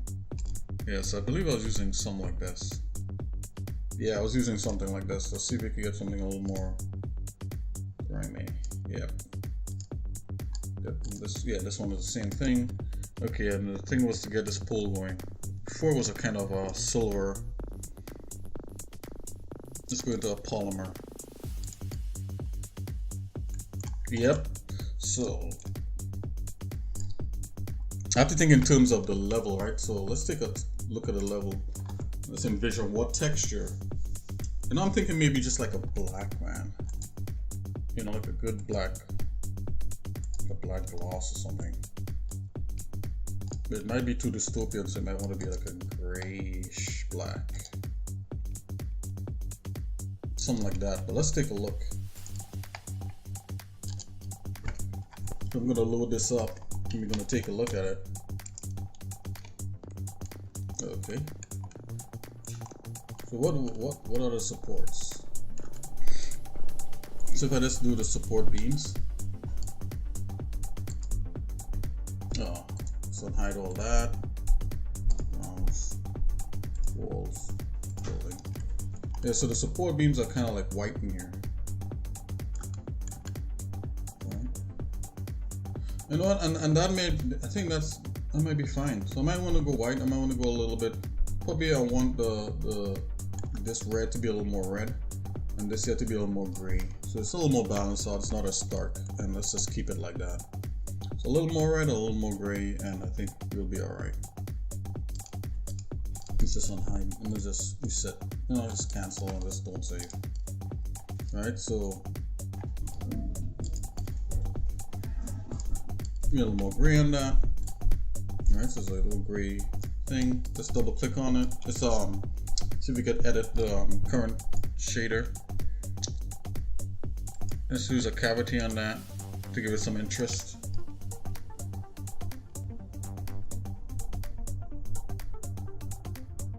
Cavity intensity.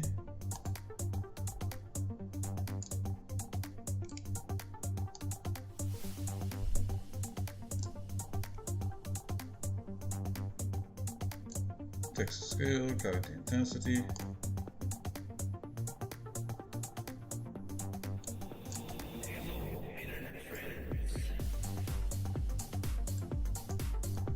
Okay, so that's time to get into something. Let's go 100. Let's go 50. Okay, so cavity, right? So you want the bulge. That's a clear coat, fuzzy color, fuzz color. Tint. Yeah, there's a lot of like stuff in here that's the way it's being said is a lot different, but it's fine. Cavity color. So the cavity has to be darker, right? I mean, right now the cavity is like bright like that. I'm gonna make my cavity a little bit darker. Okay, let's take a look. Okay, so that's a little bit of interest there. I want this a little bit more cherry red. So we're gonna go back into what this is. I'm gonna just edit this real quick. So edit current object shader.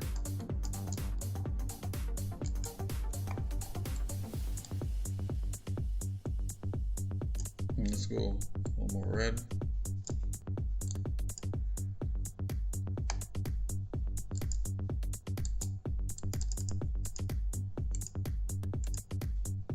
Use the RGB values of that. Okay, and there's a little bit of a texture on there. I don't need that.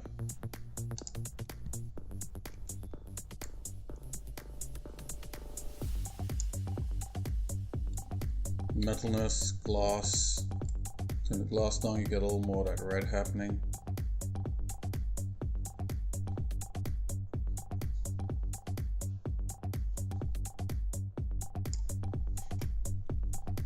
Let's go on 0.2.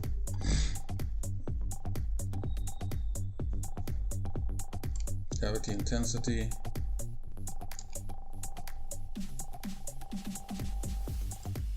Into the cavity kind of intense so you can see it, right?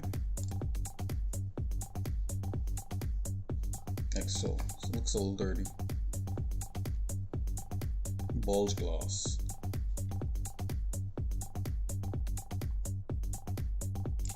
Okay, so this texture here is very much different from that, so let's right click and see what we got on here.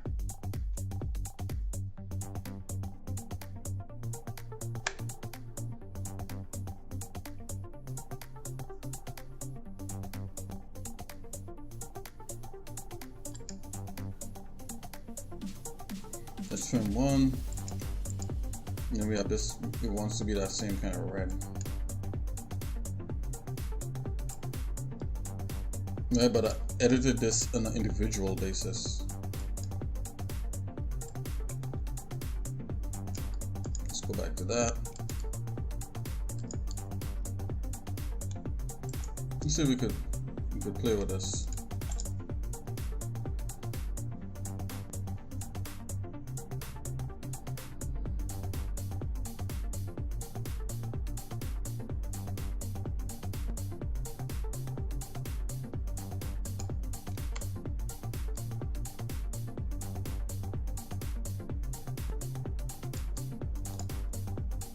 Let's edit permanent shader. So let's do that.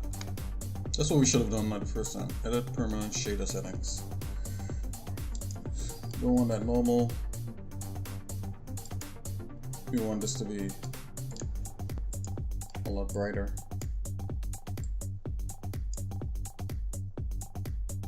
Like so. Just keep an eye on this. Cavity intensity. We definitely want that up.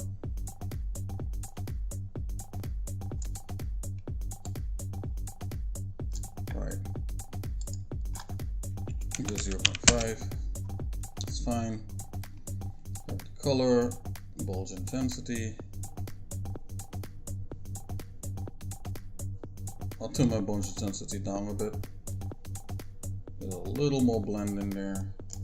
Probably push it a little bit more towards, you know, the red color. Now we could just turn it up back a bit. Bulge intensity, maybe go back to 1.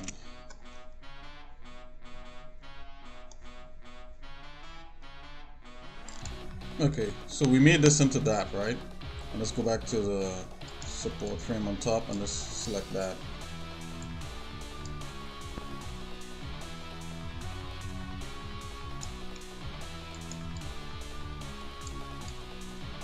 Now let's edit it based upon what we get in here. Bulge intensity, let's go 3.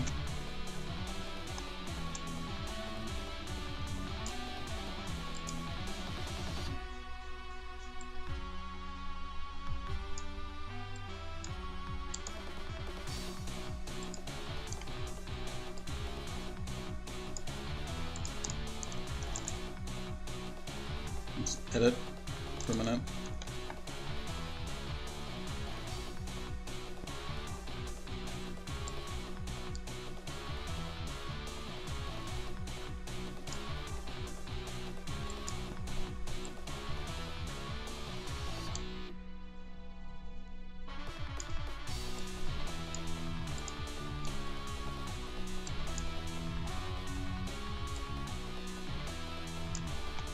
Let's go back again, edit the permanent shader, copy gloss, cavity intensity, 100. What does that look like?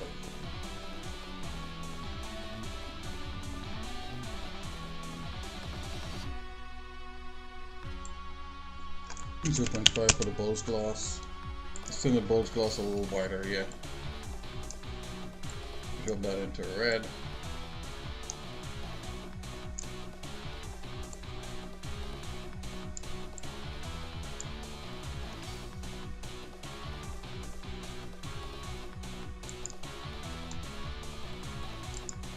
See what that looks like.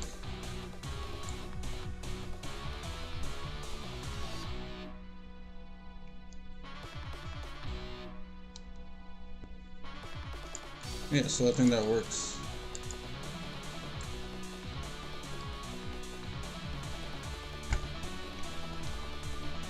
Okay, so this is cool for now. You know, it's simple, but it gets us there, right?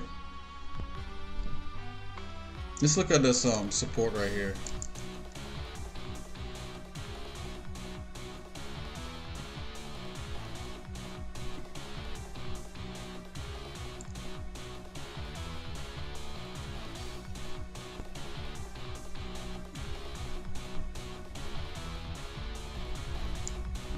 I'm just looking at it, guys.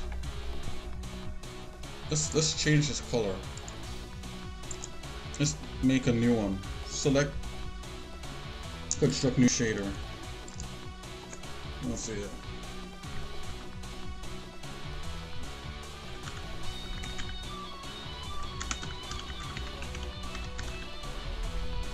Put gray texture.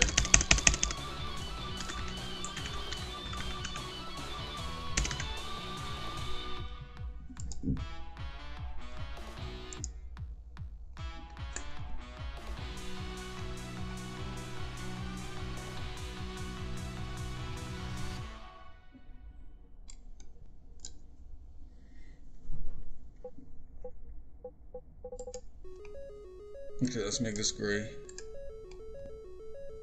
Oh, and then there's like an edge, right?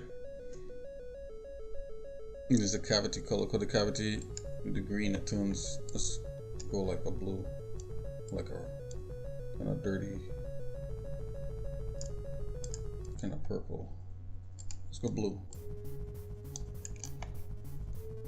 and let's go mucky, the black. Yep. The cavity metal has no metalness. It has no glossiness. Bulge intensity. Let's change this. Let's go like that and see what happens. Let's go zooming in. Okay, so this gives it like a slightly kind of concrete type vibe.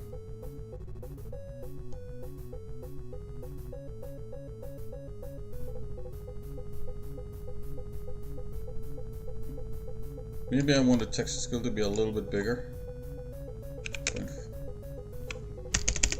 1.5.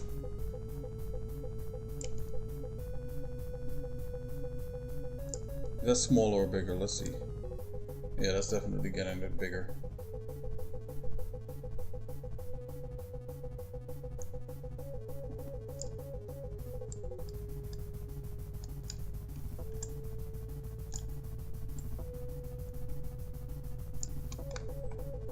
Bumpiness, maybe I turn that down some.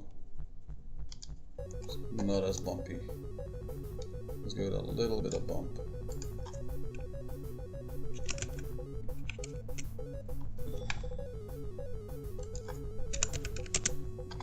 Three.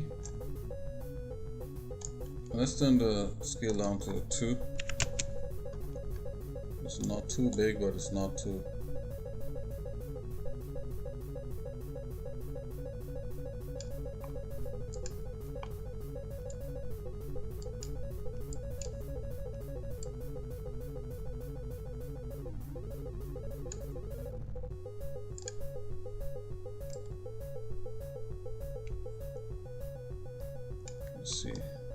Let's see what we got here.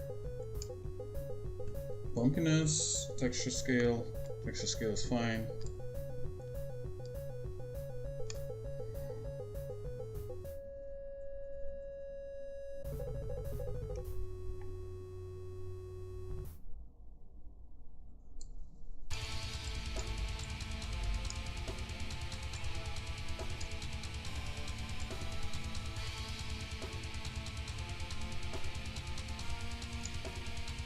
I think this looks interesting to me. Let's leave it like this.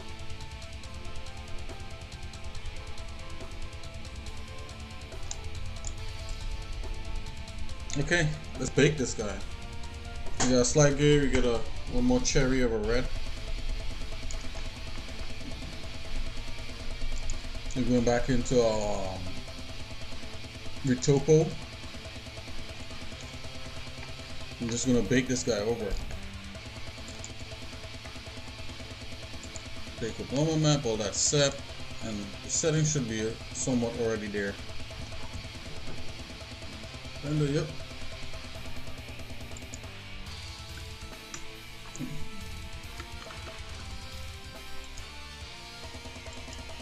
Let's bake that.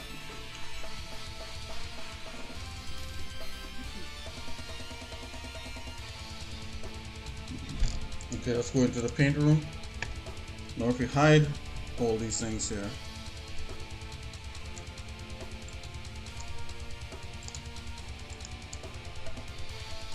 we're left with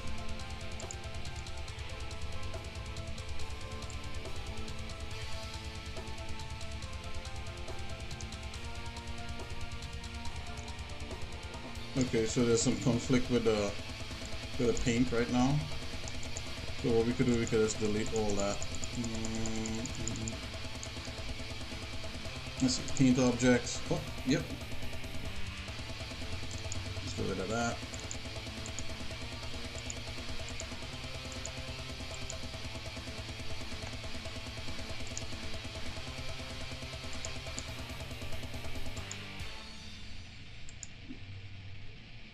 Okay, normal. Let's get rid of that. Paint object. Yep. So what I'm trying to do, I'm trying to come back to tweak UV.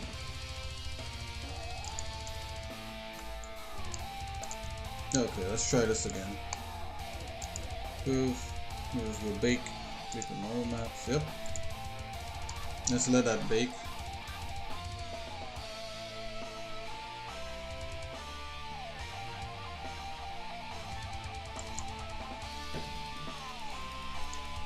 Have it bake one more time. It should capture exactly those non-smart materials. Okay, here we go. Yep. You see, this is a low poly model with the stuff from, you know, the other thing baked. So let's export this into Blender. Okay, looks fine. So file. Export objects and textures, that's what we want. Right, and we want to put it in a directory that we could get to it from in our game Blender. So we're gonna go 3D code. I'm just gonna use like retopos here. Let's go to L1 sports, so I call it low.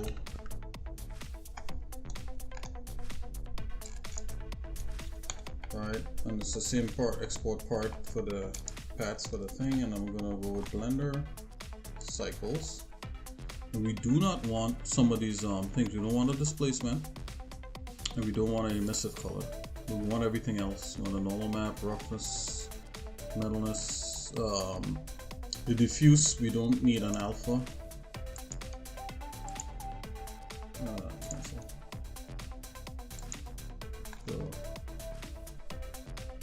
I'll just leave it as is. I'm not going to play around with it. You don't need these things to be PNGs, but I'm going to leave them for now. Leave them 8-bit for now.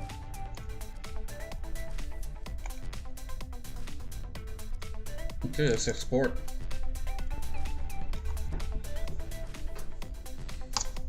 It says it's finished exporting. That's pretty quick. Let's just do a final save. And let's go into Blender. Right, so I'm going back into Arena 1. Oh, we actually want the supports for these, we want the supports for this low poly model here. So let's just bring the support scene as is. And I'm just going to select this thing, so it drops in, select this collection, so it drops into the collection here off to the right. So let's go File, Import, it should be an OBJ. And we're going to go to 3D code. And we're going to go into retopos. And there it is right here. And let's import it. It says it's imported. And here we go. Here it is. In all its glory. From 3D code to Blender. So we're just going to scale this down because this is pretty big. Alright, scale it down to size. Top. Let's go grab.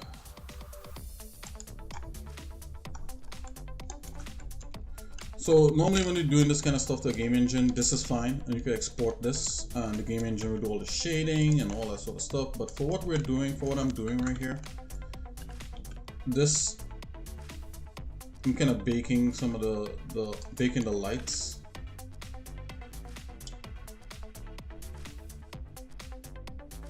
I'm baking the lights into this thing, so I'm actually going to need it to be like a high poly object. And bake all that down and all that sort of stuff. So this is going to serve as a new high poly object. I'm going to try to get it to render really nice in cycles. So what I'm going to do, I'm going to add this, I'm going to move it from here and put it into my support beams collection. I'm just gonna hide the low res collection. I'm gonna put my high res collection. And basically this is gonna replace these others, right? So I'm gonna top view Z wireframe. Go grab, and it should just replace right on top of it. And there's plugins you could get that will that's like a replacer that will actually go through and replace it. And also in Blender there's a thing where you can swap the geometry out. But I'm not gonna do all that, I'm just gonna manually replace it. Let's see, and let's go back to solid and take a look and see where ours set. So we just need to scale it down just a smidgen.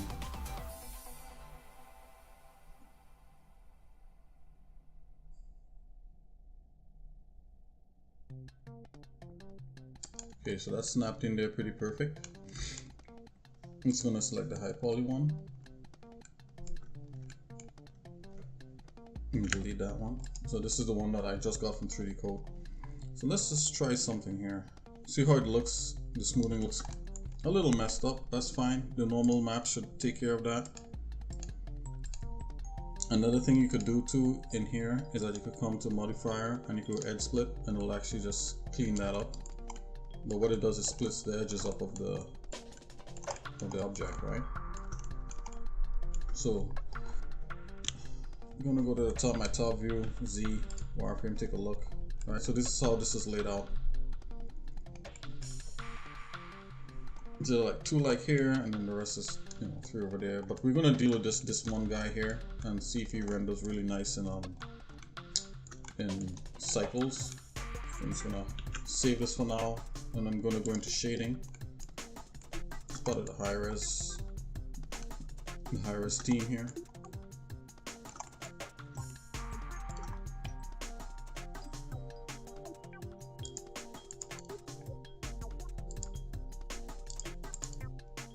Alright, so you see the high res guy right there? That's what we want. Zoom into him. That's him right there. We're just going to take a look and see what he looks like if you just render it raw in cycles like that.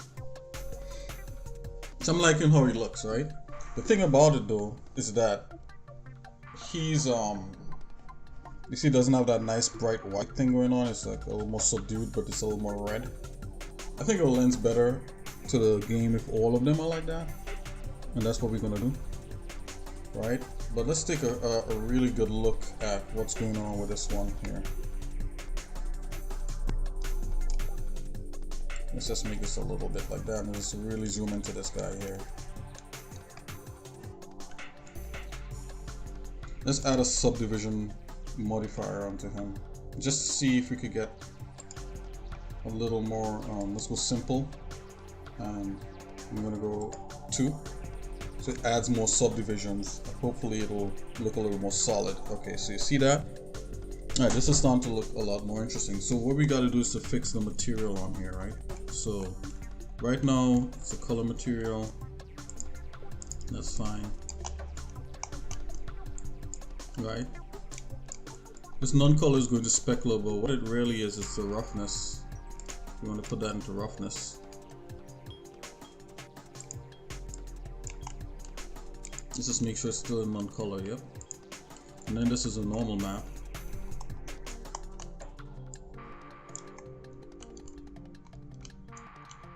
Let's undo the normal map and see what we get.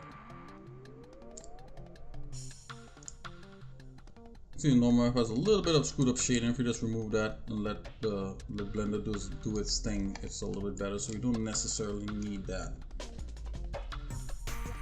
Now let's add it and just see. Yeah, so let's not add that.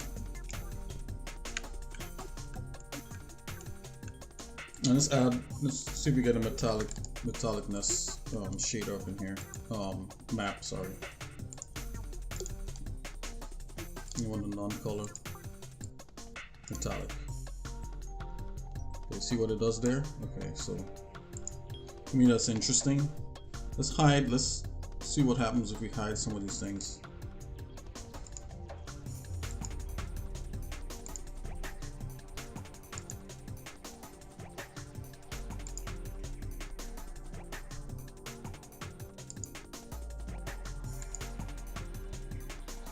Okay. Edge split seems to be working. Let's go 40 degrees. Okay. So I think this works. This looks a lot better. It kind of ties into the rest of the program there. So what I'm gonna do, I'm gonna make call this high for for Blender. So it's gonna be high because it's being subdivided here. And I'm just gonna do Control C to apply all those changes there to this. Let's just look in the layout and see what that looks like. Solid. Yeah, so it's like that.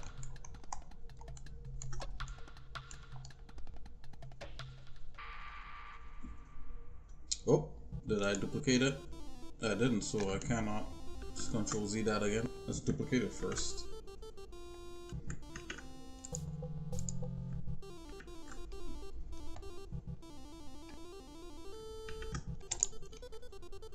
Alright, so this is high res and then this is low. Alright, so we could deal with the low in some other way. So let's put the low down and low here.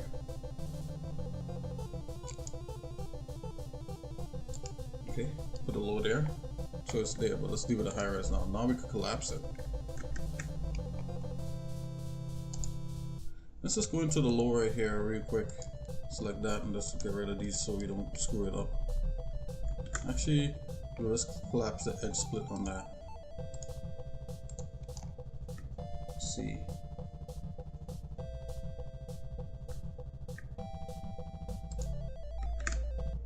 Okay, so that's fine. But we didn't collapse the subdivision, so it's still low. Yeah, so we're still here. So I'm gonna stop this recording because it's going on for pretty long, but you guys see what we're doing. I'll pick up a little bit later. God bless you guys, take it easy, and have a great day.